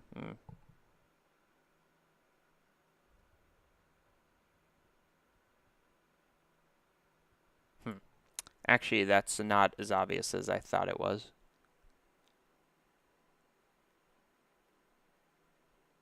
Okay, let's just try it.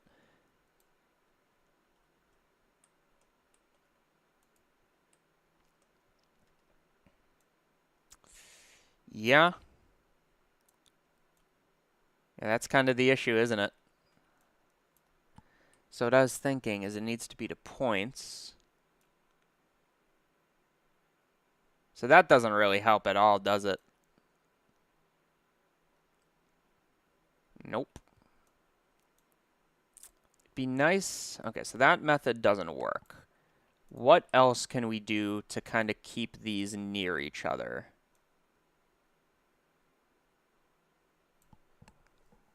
We could use like basic topology. Like what we could do is we can spawn a few points and say what vertex are you nearest, and that's going to be a list. And then it will only keep the ones that qualify. But I don't want to do that. See if there's any insights.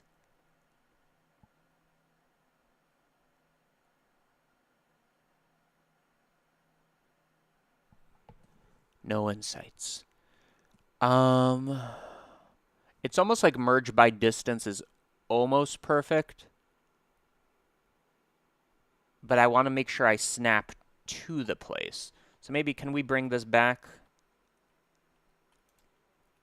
So we have these points. Some of them are near each other. And what I want to do is I want to find the nearest. We got a node for that. And I want to set position such that it goes to its nearest, which isn't perfect because now they'll just swap, right? But we...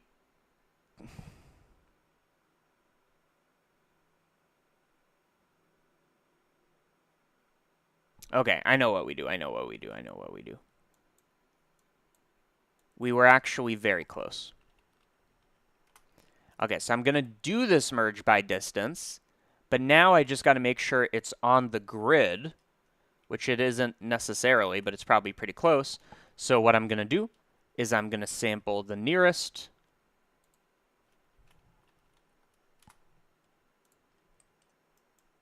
I'm going to sample the nearest index and get that position and then set that position. And now it should just nudge a little. Aha! Okay, great. I'll clean this up in a bit. And now we also add where its proximity to the points is basically equal to 0 because it's perfectly overlapping. How about them apples?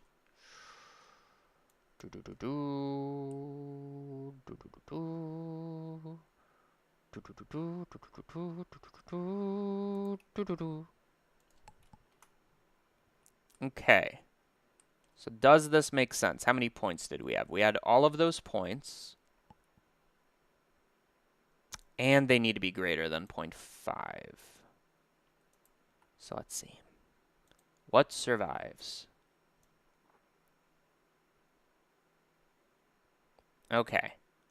I think that's pretty good. Okay, so I'm happy with this solution. And now all I need to do is find the right seed for the job, which is done somewhere.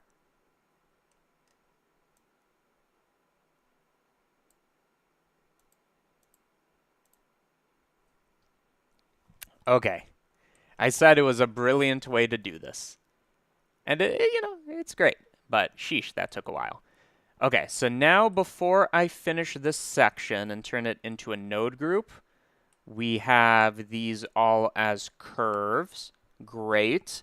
And then I need to turn them into a mesh based on a profile. Now, this is going to be a little weird because a lot of these curves are overlapping.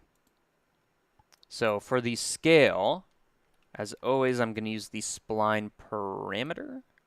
Yeah. And maybe it's not so weird. So, but the thing is, we have all this overlapping. So what I was going to recommend is maybe we SDF that bad boy. Or even easier, I'm just going to use my remesh node because I don't think it's particularly heavy for this case. So 200, density at 10, 300. Okay. 400. I mean, it gets quite thin. So maybe the factor cannot go all the way to 0, but just like that. Yeah. Okay. And then ultimately, the goal is we're going to take these, we're going to combine them. Okay, so let's clean up this act. So I have my leaf. On that leaf, I'm going to select some random vertices, and I'm going to turn those into points that I want to be a certain distance from each other, which is why I'm merging by distance. Those points need to correspond with only a single position on the grid.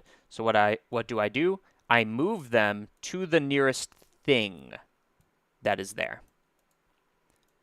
Okay? And then finally, to make this a selection, because we have these points, is we need to use this geometry proximity to figure out what is it immediately overlaying. Okay? So all of this is part of our selection, but additionally, I want to add a constraint where that constraint says it needs to be pretty far away from the stem. And then, yeah, and then it does other things.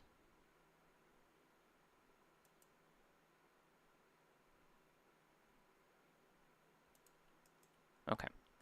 So all of this, I'm going to make a node group. And I'm going to keep this random value exposed, actually. I think it would be easier that way.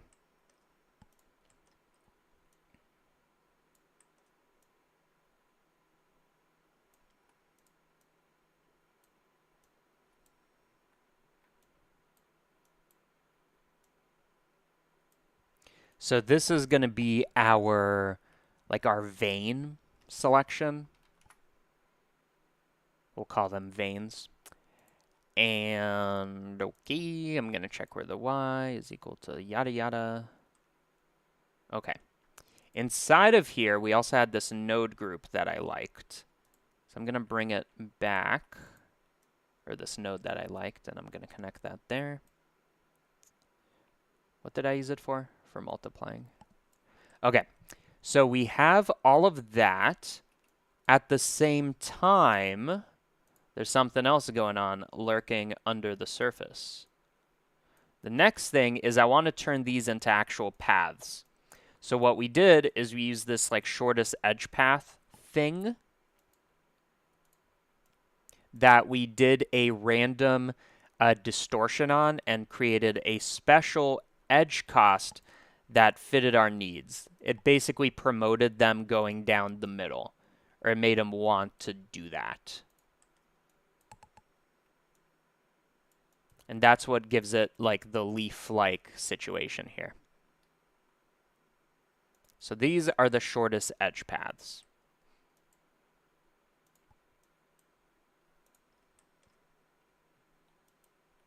And then we also made this selection right here, which is the very base of the thing. So it starts there and then it branches off.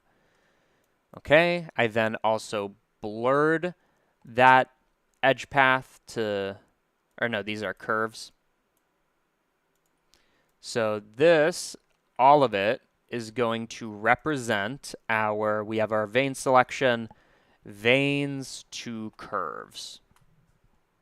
That's what it does.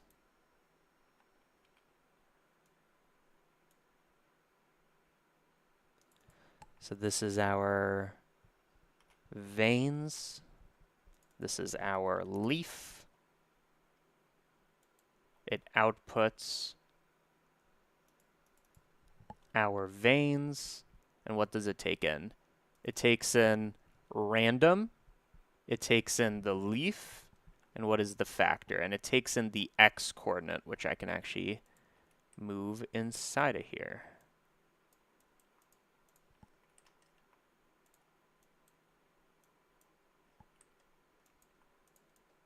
Okay, quite organized, quite simple. I don't know if you would agree that it's simple, but it is organized. So then I can get rid of this factor. So this is vein selection, veins to curves. What do we do next? We blur the position of these curves so they're smoother.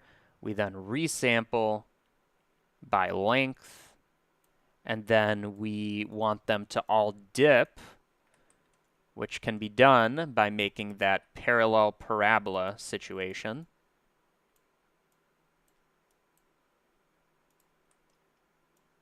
and I multiply by some droop, and I set position.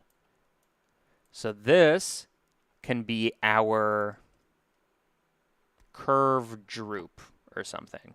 And maybe all this I move inside the node group. Because it's part of, I'd say it's part of turning it into a curve. So that.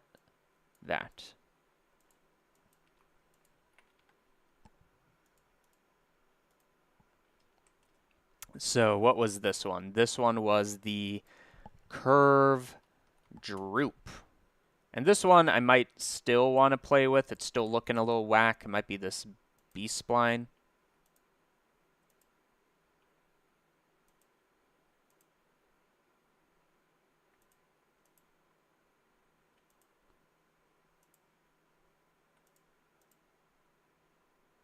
Whatever, that's fine for now. And then finally, I converted this into a mesh, which was disconnected. So I remeshed it to join it together. So this is basically a fancy, custom, all-included, what do I call this? Curves. It's not curves to mesh, but curves to join curves. Okay. So at the end of the day, let's kind of do an overview. We started off with a leaf that we gave this kind of grid-like structure. I then made a custom selection that follows certain rules. I used that to turn them into curves. I drooped them, and I joined them. It's about that simple. And then, of course, I'm going to join this with the original leaf. Great. Okay, so now I just want to find one that looks good. I think one issue is in this selection, I promote going down the middle, but I wanted them to not be so much on the sides. That was probably too rough. Because at the tip, they need to get quite close. So now they can go a bit further up. Okay, great. And then I also got to get rid of some of the ones down here. But that is fine. They might even not be visible.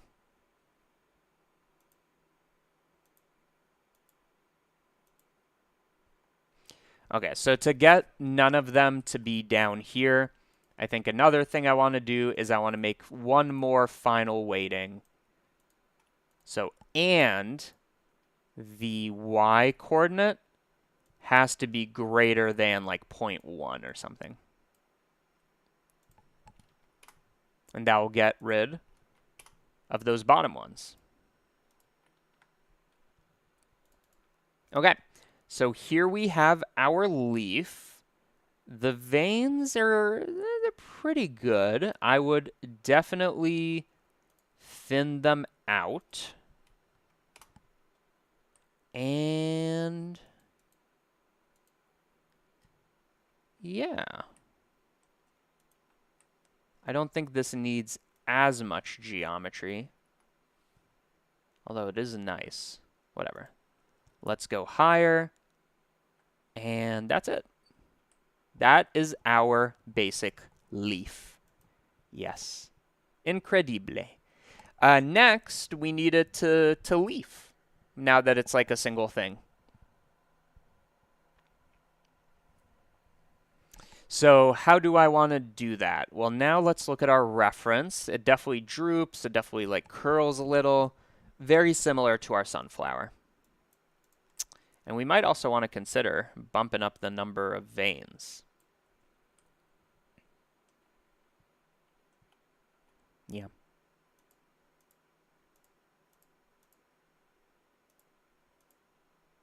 Okay, I like that one. So I want to curl this. So what I'm going to do is we've done this before. I'm going to set position, move it on the Z so it kind of curls. and that should be relative to our generated coordinates. So as it goes along the x, it goes upwards, but again, always using our gauge. So let me try a color ramp. Although, then I have less control.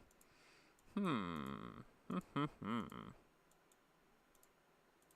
about cardinal?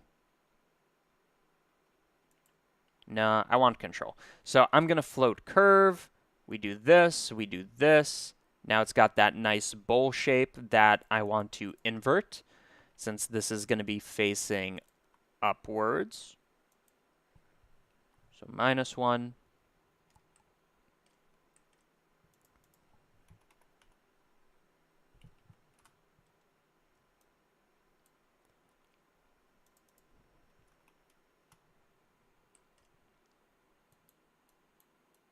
And I want to make it like not 100% even.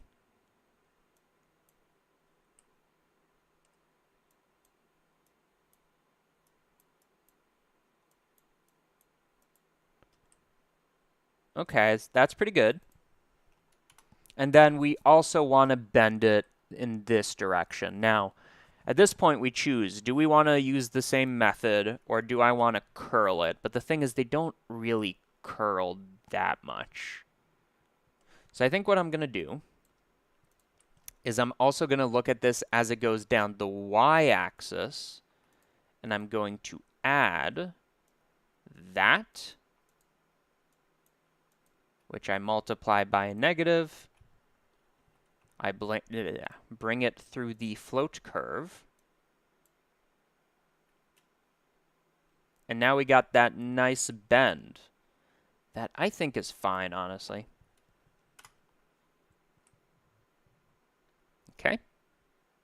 And then finally, of course, we do a layer of distortion, so it's not a perfectly flat surface. So I distort like this, almost exclusively on the z, and by a tinier scale. Just that extra bit of detail. And remember, all of this is ultimately dependent on our leaf shape that has some width and it has some height. So as I play with this, I expect it to flicker the veins, but I can get all kinds of leaves using this method. And I think something I want to do is every time I save this, it's quite laggy, right? And the reason for that is all of these bakes over here are saved into the blend file. So that's why it's, it's writing a few gigabytes. So what I would recommend is I would do it to disk, bake to disk. Okay. I would do the same thing here, bake to disk. And now I think it should do it faster.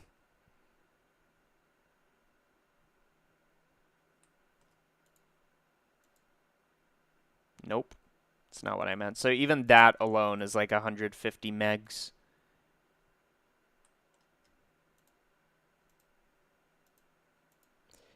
And now I believe if I clear stuff, well, that would just be the image. Now the save is very fast. Okay. Just as I expected. So all of this should be set shade smooth. There we go. There we go.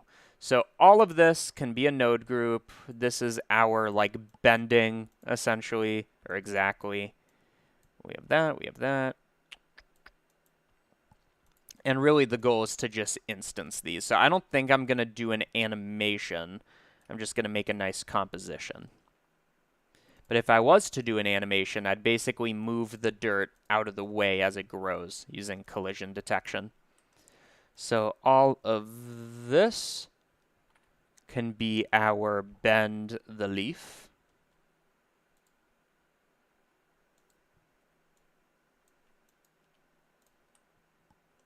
And that is it. Yeah. Okay, so this can be our leaf instance. So we've brought it all down to a single node, and I want to expose whatever was exposed before. So we have the probability, we have the seed. I'm going to name these.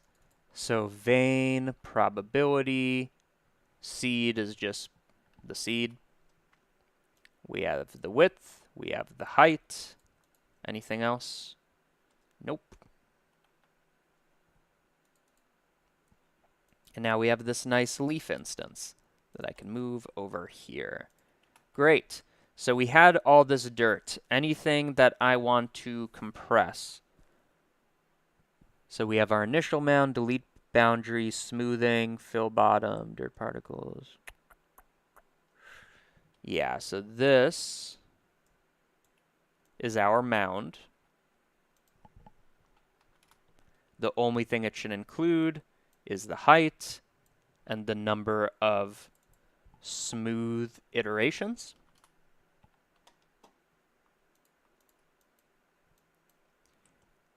Next, we fill the bottom. We do dirt particles. Okay. We bake.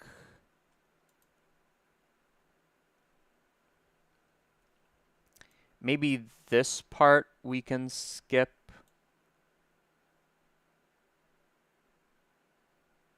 And then also this part.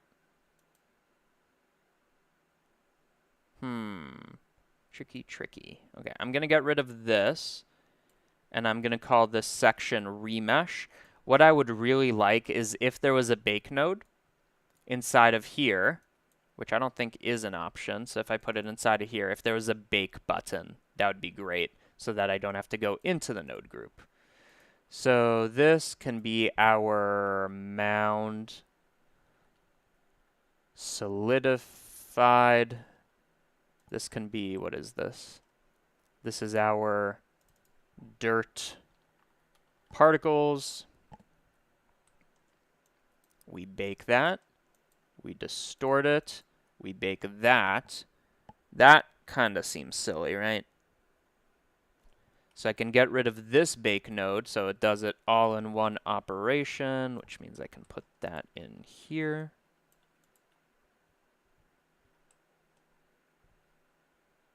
Oh boy.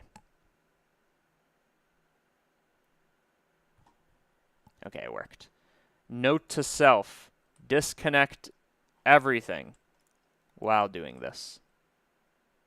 Could do it to the mound though. Okay, so this goes here. Boom, boom, boom. So that's why we're doing the bake, so that we don't have to calculate that every frame. Okay, so we got the bake. Then we store the proximity map and make these tiny particles. We join, we set material. So really all this is we add tiny particles and the proximity map. So really all that is like add details. I know that's silly, but that is what it is.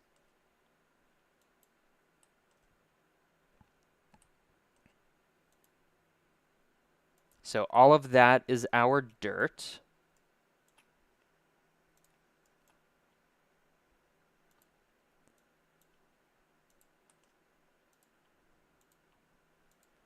So you can bake everything and then bake that last step, because adding the details is quite expensive. Then we have the stem, and then we have our leaf. So we are in the home stretch. How long are we? 2.5 hours? Not bad, not bad. So if I view this, we get that, and now I need to instance the leaf. So what do we got? We got our spiral extrude, we got our stem wave, we got our thicken, and we have our transform. How do I want to do this? I could either instance along the curve or along the stem. Well, either way, before we curve to mesh, I should probably store the spline parameter. So I'm just going to call this spline. And that can affect the probability of things or shading or whatever. And then I think I'm gonna try to spawn it on the geometry. Okay? So I'm going to instance on points. First of all, let me separate geometry, mesh to points. Okay, so with the transform. So here we have all of our points, and then I'm going to separate them using a random value. Okay. And then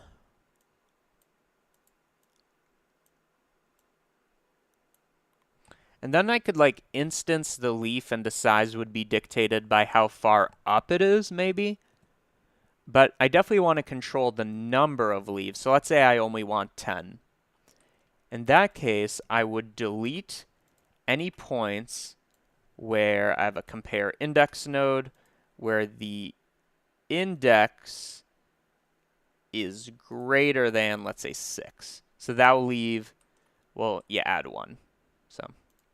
So that will leave 6 points. However, you can see they're all clustered together. Why is that the case? Well, because we did mesh to points, you can see that they kind of go along the line. So that's not what we want.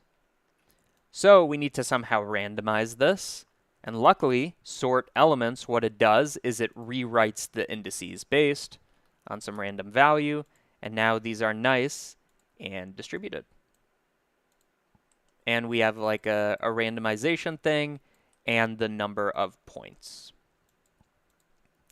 Additionally, we can make it more likely to spawn on certain areas or something like that.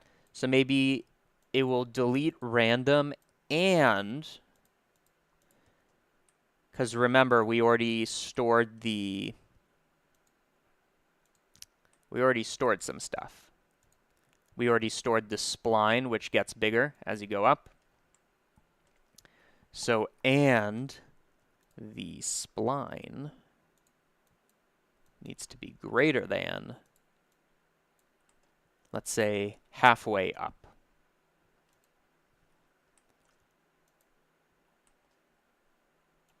So this will affect where they can spawn. And then I just keep randomizing the slide. Is it less than, really? Oh, I guess it is. Make that shallower.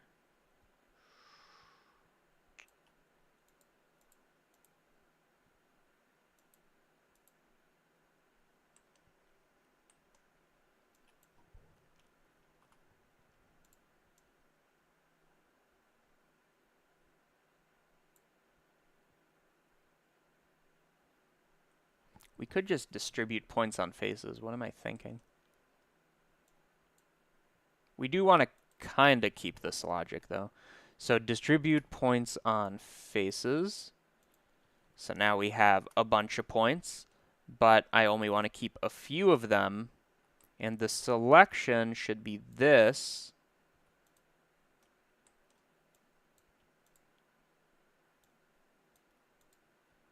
The selection, yikes, should be this, saying it's only a certain height on the spline parameter. But then additionally, I want them to be spaced out, would be nice. So let's actually visualize that by bringing it down to radius. I want them to be spaced out, which Poisson disk will let us do. Great. This way I don't have leaves intersecting. And then I only keep a few of them. And then I instance. What is it that I instance? I instance our leaf. Haha. Okay. The scale is going to be the radius. Another thing is I want to make sure this leaf instance is centered here. That gets sent to the world origin. So I can just approximate that. Doesn't need to be perfect. So I'm going to transform it such that that is there. Yep. And then that is there. Okay, so now it's nice and centered. I instance based on the radius.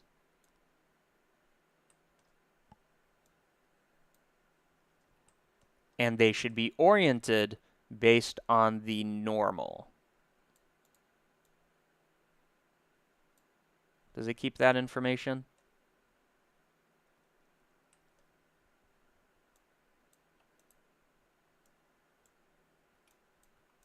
It does not. I want it to keep that information, and I think it gets lost when we like sort elements and delete and all this. So I am going to store a rotation, which is not an option. So I'm going to store a rotation called rotation. Is it really not an option? Weird. I wonder why. So I'm going to store a rotation called rotation, and that rotation is going to be used here. Oh.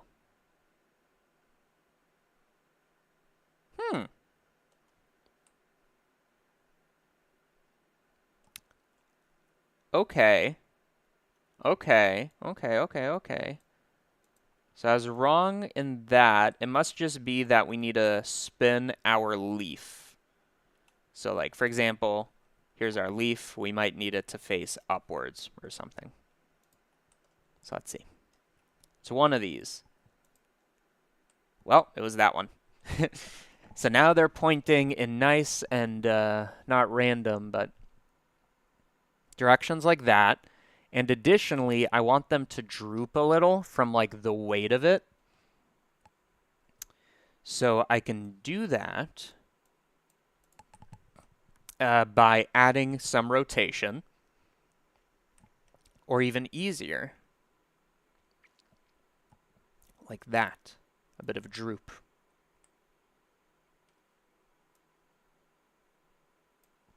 Additionally, like I said, the size of the leaf should be dependent on how tall it is. And we have an attribute called parameter that we saved a while ago. At least I thought we did. Spline. Multiply by this. So now you can see they get smaller as they go up. And then what is our initial size? Like 0.1, something like that. Okay. And then it's all a matter of getting the right spacing. Are your thumbnails AI generated? Like, yeah, I take a photo and then I run it through Flux Context, which is on Hugging Face. Okay, so I want this to be taller. So they kind of only start here. But the spacing can be a little bit more tolerant.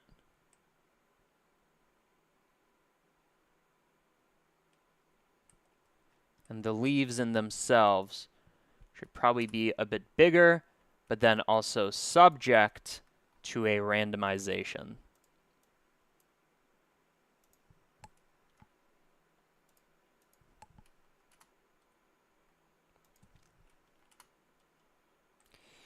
Okay. Okay. So let's see what this gives us if I was to join everything together.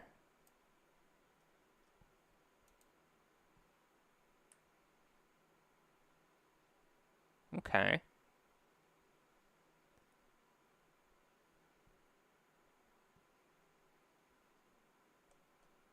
It's going to be hard to mimic this. I know one thing is I want less leaves, so maybe like 3. So it only keeps 4, I guess. Then I randomize it until it feels right.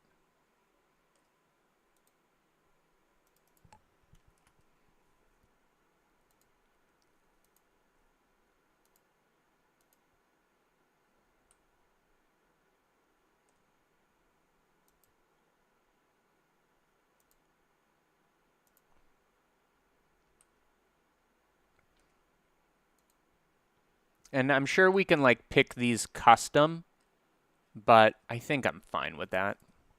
And I can always play with the seed later. Okay, so these leaves are upside down, right? So I rotate by 180. Definitely not that. 180? No. 180? Aha! And then, now that I have that, I can have them drooping down.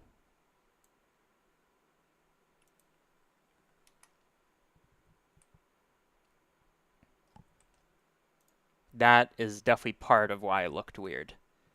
Also, because we don't have materials yet. Okay, all of this node group. We have spline. We check where it's less than some number. We use it for the distribution. We then sort randomly. Check where or how many we need.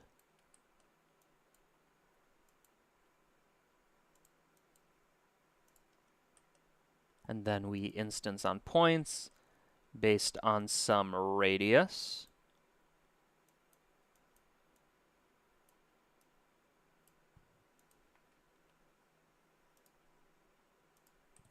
And then for the rotation, we have that. And then for the instance, we have these two transforms. Great.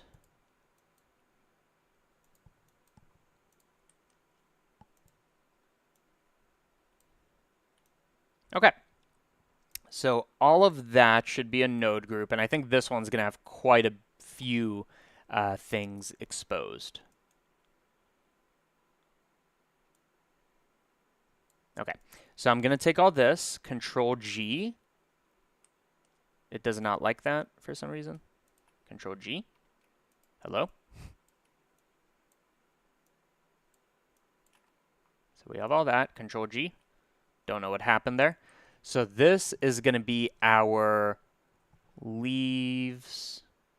Just leaves. Okay. Although I do want that leaf instance to be dependent.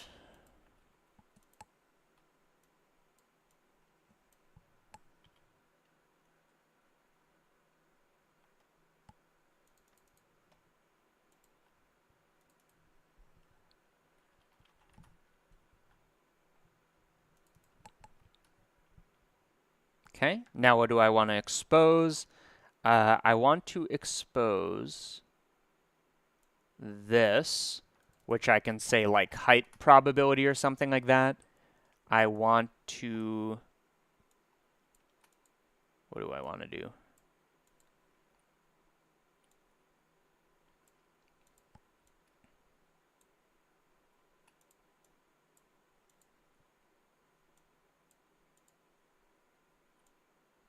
Okay. I also want to expose the number of leaves, which I can now subtract 1. Just for this use case, I have a decrement node, the opposite of increment. Just for this. What else do I want? Random sorting. Yeah, I should definitely have a seed parameter that just controls everything. Seed parameter here. Seed parameter there. And it's probably good to make these like separate seeds, so once I'm good on one part, I don't need to keep re-rolling or whatever. But that ain't me. I'm just going to pick a random seed. So that's going to be a seed, multiply, and then this is going to be the size. Okay, what do we got? We have this, height, threshold. What is the input? The input is number of leaves. And then we have a seed here, and for some reason a different seed there. That. Get rid of that seed. And then what is that? That is the size. Okay, a lot of work. A lot of work. But now we have leaves that per seed I can change. Let's add one more leaf. Okay. So we have our leaves, we have our stem, we have our dirt. Let's combine forces. I now need to also make new materials. So I'm going to call this one stem. Then I can just get rid of all that.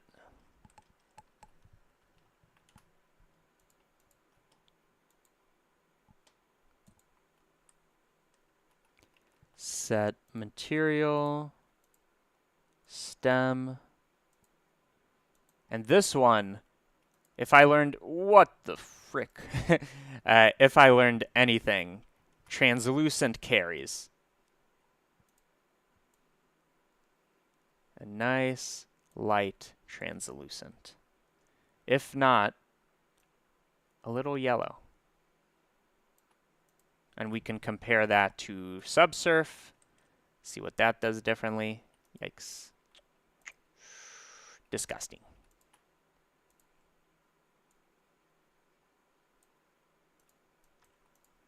Okay, another thing I like is it gets kind of brighter as it goes to the tip. That might be achievable through translucency, although I think I have a valid spline. Great. So this will let me mix the color, by this, by that, and then, yeah, I can make the tip a different color. So that's going to be desaturated. This is going to be resaturated.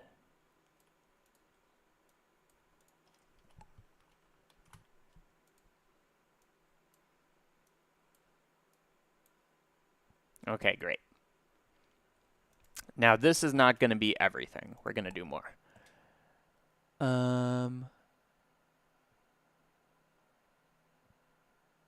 Okay, good night, fellas. It's not November 6th. That is correct. But I'm staying a day ahead. Okay, so what does this look like here? Should be shiny. Should be more specular, less specular? Unclear. I might just keep this translucent BSDF. I mean, honestly, it's quite nice.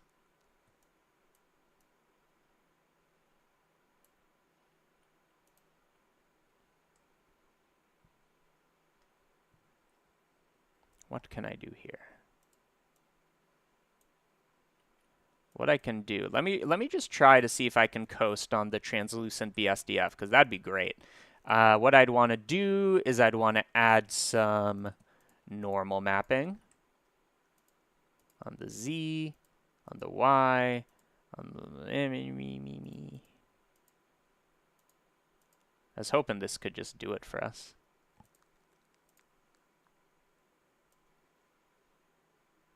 No. Okay, that's good. Let's go for the good old procedural noise that goes through a bump height. That goes in there, that goes in there. Now we got our normal schmormal mapping.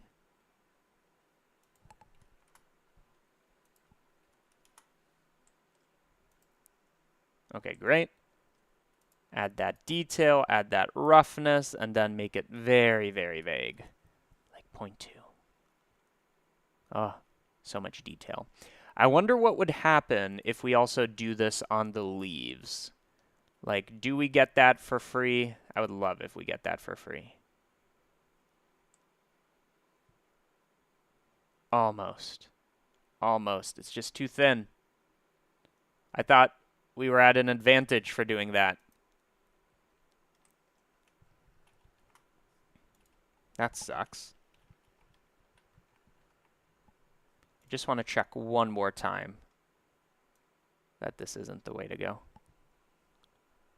Because it does leak light so nicely.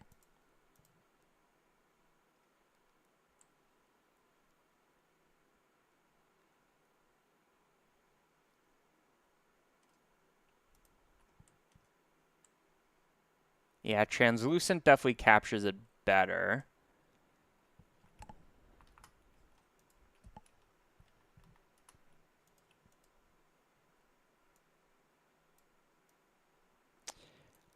Oh, weird.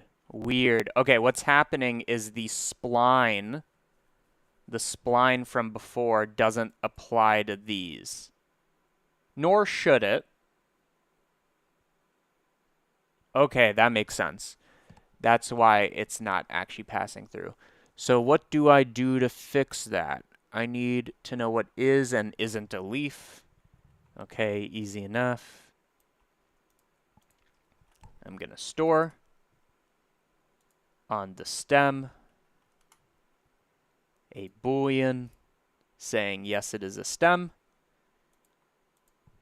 And that will let me say a broken sentence. Okay, so we have the stem, great, and then I'm going to invert that to select the leaves. Now, the reason I did this is it's actually faster than storing it on the leaves, which probably has more geo.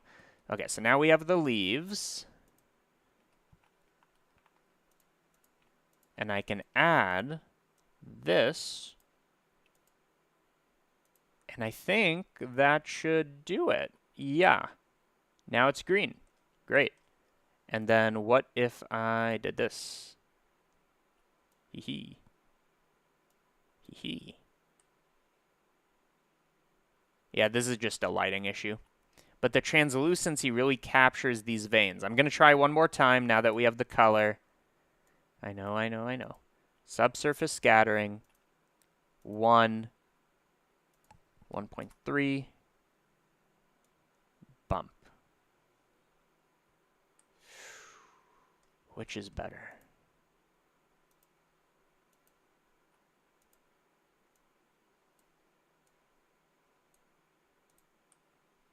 Okay, does Chad have any opinions? What is the translucent shader doing? It's adding translucency. Who knows? Okay.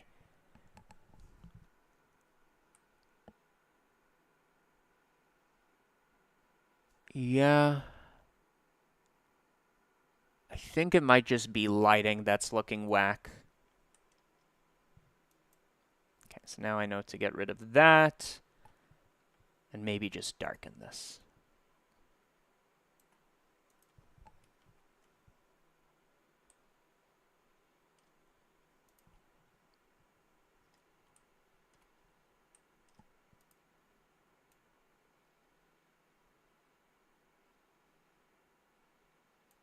Ooh, that's nice.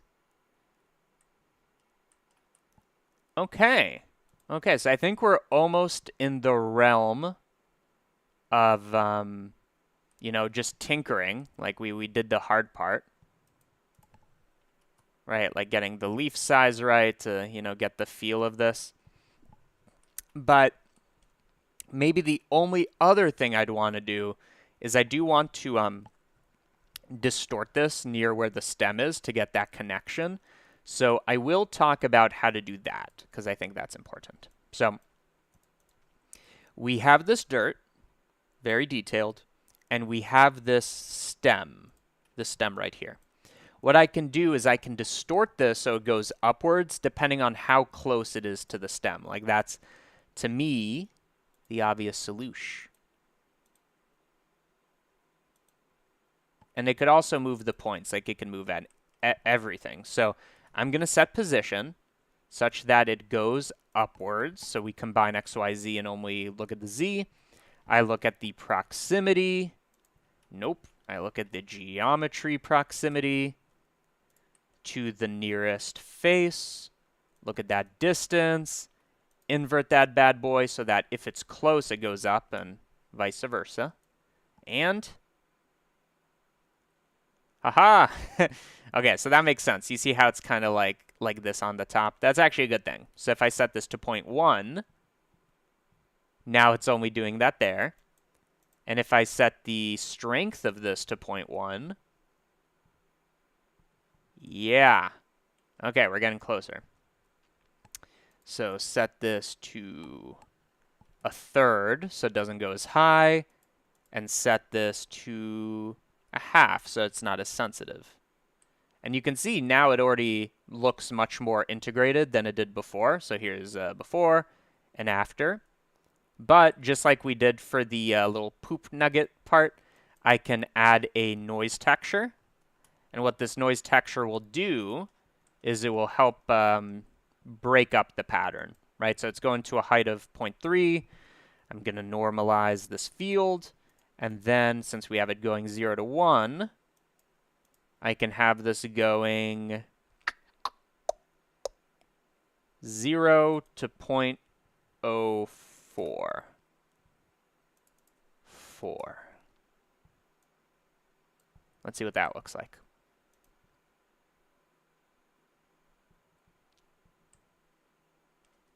It might be helpful to actually see this noise field to see how like dirty it is in a way.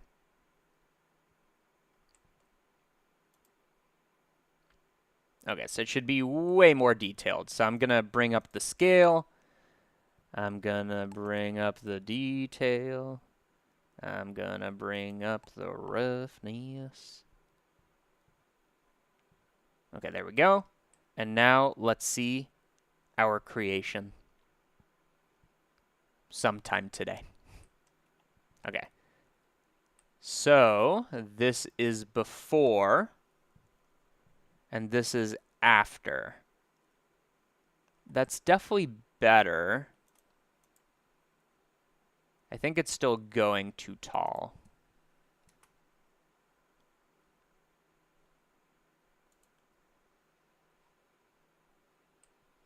So let's compare it with what we had before. So this is without integration, and this is with. Okay, definitely substantially nicer.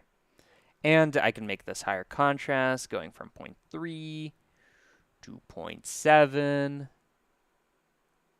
Great. And then another thing you can do is you can instance some points here.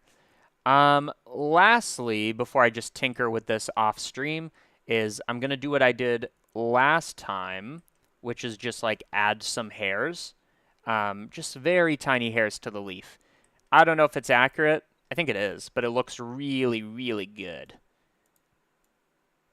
Like free detail. Okay, so we have this, this, this, this. And all of that contributes to the distortion. So maybe this could be like the connection point. On the top, we have the dirt. On the bottom, we have the stem, even though geometrically, in real space, it's the opposite. Dirt and stem. Throw that in there. And let's put on some super tiny hairs, basically for free. In fact, all we need to look at is the stem. After this, we look at the stem. I distribute points on faces, and I'm just going to make really tiny hairs using curve lines. So let's bring that up to 1,000. To 10,000. And on that, I'm going to instance. What is the instance? It's going to be a curved line, shorter line, facing outward.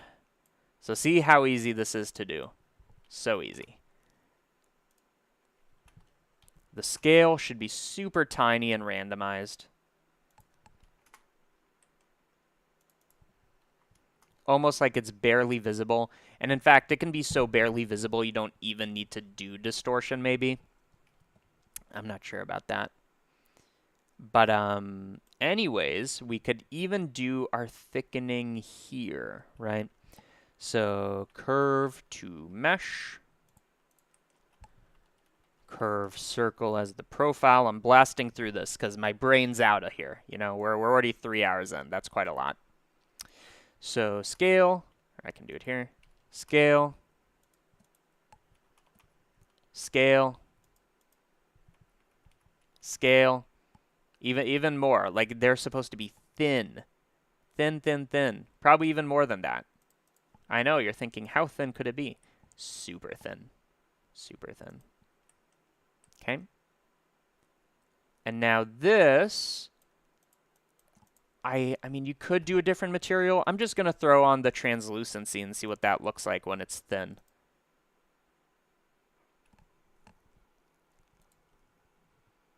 Okay, that's looking nice, except for the fact that it looks like an unshaved, sparse beard, like one day stubble.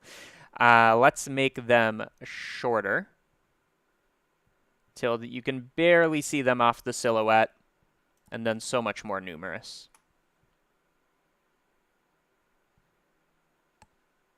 Okay, now zoomed in kind of looks stupid, but zoomed out, let's do it here. Just adds that fuzz, that fuzz, that fuzz, that fuzz, that fuzz. Okay, last thing I'm going to do is I'm going to randomize this bad boy. So I'm going to take this, I'm going to take the rotation, I'm going to add a contribution. You already know how this goes. Random value minus pi to pi, so it can go in any direction. And then the scale of it, how strong it is going to be 33, 1/3%. Okay, before, after, great. Okay, let's clean this up once and for all.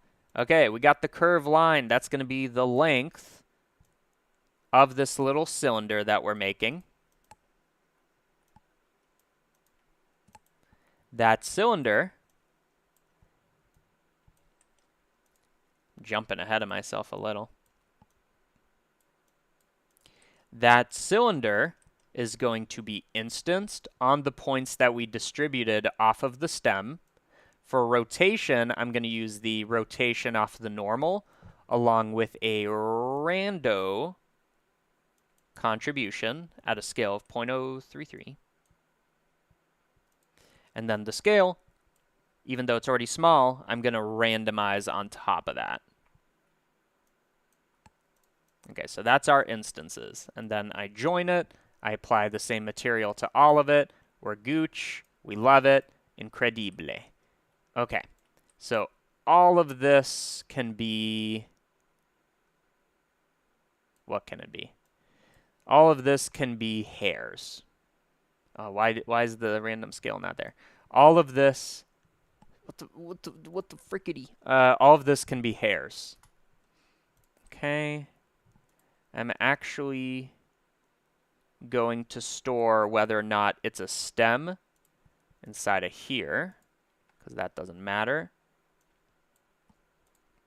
So this, this, this, and now all of this can be considered one big stem field. Stem. I'd like to control the radius of it. Nothing else. And let's think. So up here we have the dirt. That dirt uses the stem to do that connection point. Additionally, we do the hair and this, which gets the same material. And then we join this, the dirt, with the stem and the hairs. And then we add our leaves, which is also dependent on the stem. That gets a material. And then we join everything together. And then we're happy. Let's see what that looks like. Oh, and I guess the connection point can be kind of heavy considering there's so much geo. You can see I was lagging there. So I'm actually going to also bake this, just so we don't need to calculate it over and over. And if the bake takes more than a second, that means it was most likely worth doing. And then I could probably get rid of this one, just so we only bake through like 2 steps here.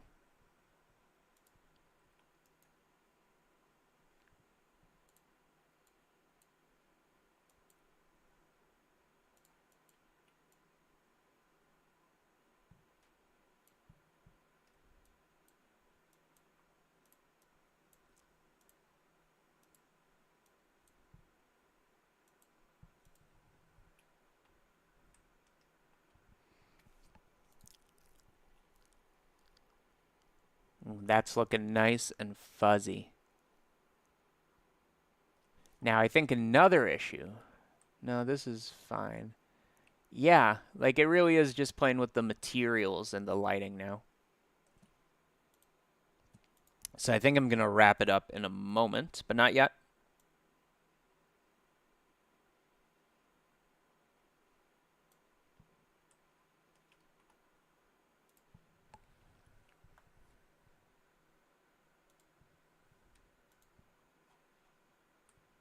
I just want to get a vague idea of the composition so we can then like pin down the lighting.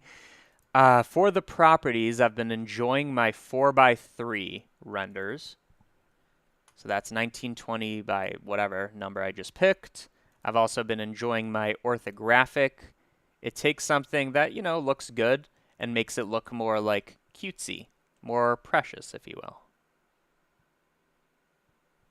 Could I even...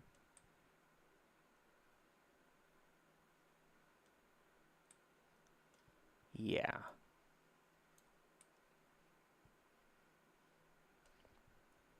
Okay. And then so because this is so precious, you might even consider doing some depth of field, which will make it look even tinier than it is. Where am I going to center that depth of field? Like here? Like I want to get that delicate tip. That's what's so precious about it.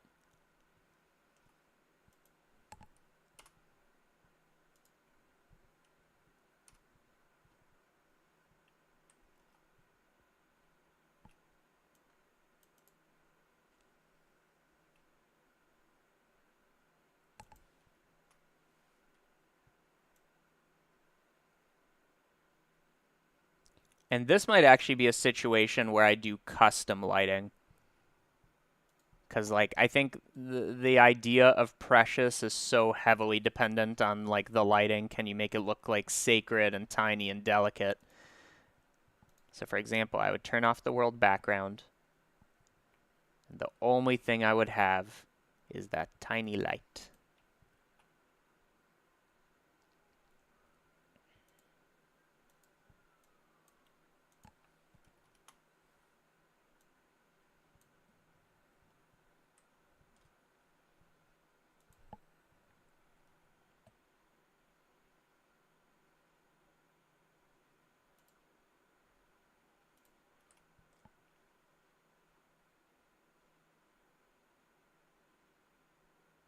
Yeah.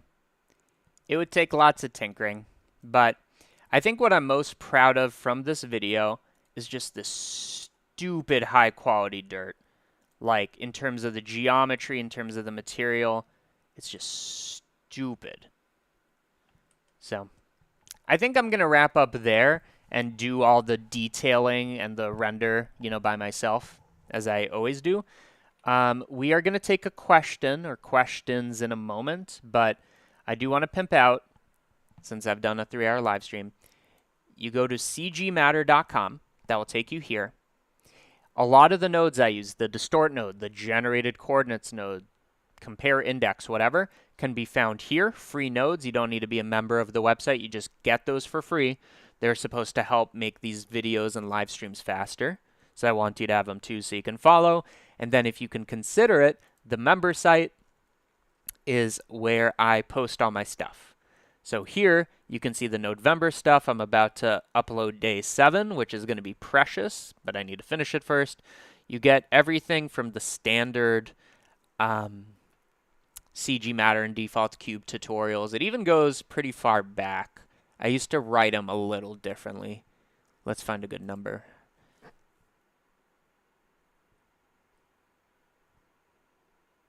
There we go. So some of them can get quite creative, but I would consider doing that. And you also get like 5 years of project files pre-2024. And we will take a question in a moment. But 1 second, I want to check something. Oh, during the last few minutes I talked, we have 2 new members. Without specifics, thank you, Ken, if you are watching. Thank you, Mike, with a very Greek-sounding name. So, you know, There could be many mics. Okay, so that is progress. I will definitely work on it because it is not done, but I could see, I can see how to do this. I would also make the veins thinner because they're looking a little redonk. But these hairs are everything in this dirt. Okay. So what is the situation? The situation is, if you watch these live streams, you know at the end, I always answer a single question. When I say single, I mean one. And I'm going to wait a minute because I'm like 30 seconds ahead and I want to give you time. I'm going to wait a minute for you to pick a question. I will only pick one. So if you're like, when did you start Blender? I'm not picking that, most likely. So, question of the day. Will it be you? Can it be you? I think yesterday somebody asked, they asked 2 questions, but the one I mainly honed in on, because it's 1 question a day, is they say, why were your nodes free? And I went on an in-depth explanation for that, because like part of the website's paid, yet kind of the bigger part, or a big part, is free. Ask your question. This is your last chance. I'm gonna let it build. I'm letting it build because there aren't any right now in real time.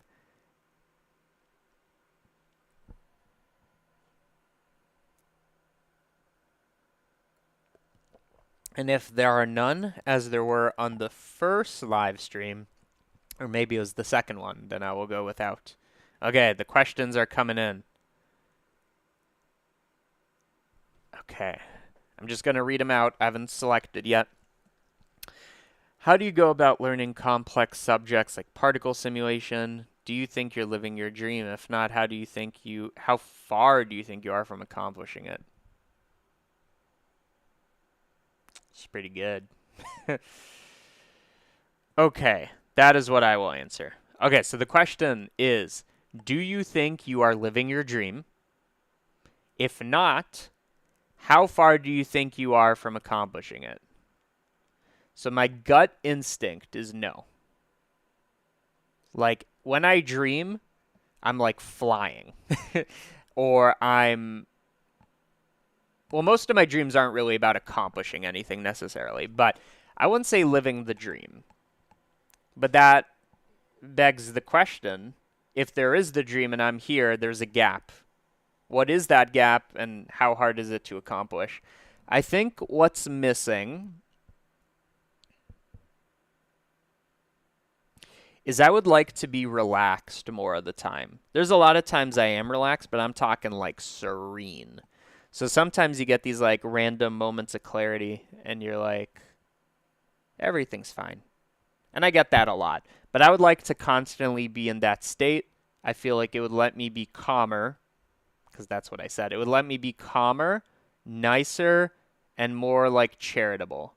Because when you're chilling, I feel like you're fine giving stuff away and stuff like that. So I'd want to be chiller, and then how far am I from accomplishing that? I feel like if I really focused on it within a year, so from today, so let's say roughly the end of 2026, I could be chill as a cucumber.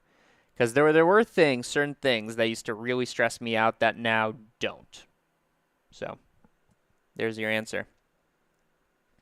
Okay, so that was the question of the day. Thank you for watching. cgmatter.com, link in the description. And I'm going to wrap it up. Let me just put that link down here. If you're watching this on VOD, then good for you. I'm not as eloquent when I don't edit the tutorial and already know exactly what I'm doing. But we didn't do a Lord of the Rings thing, so we win. We win. I swear you're going to see so many diamonds and so many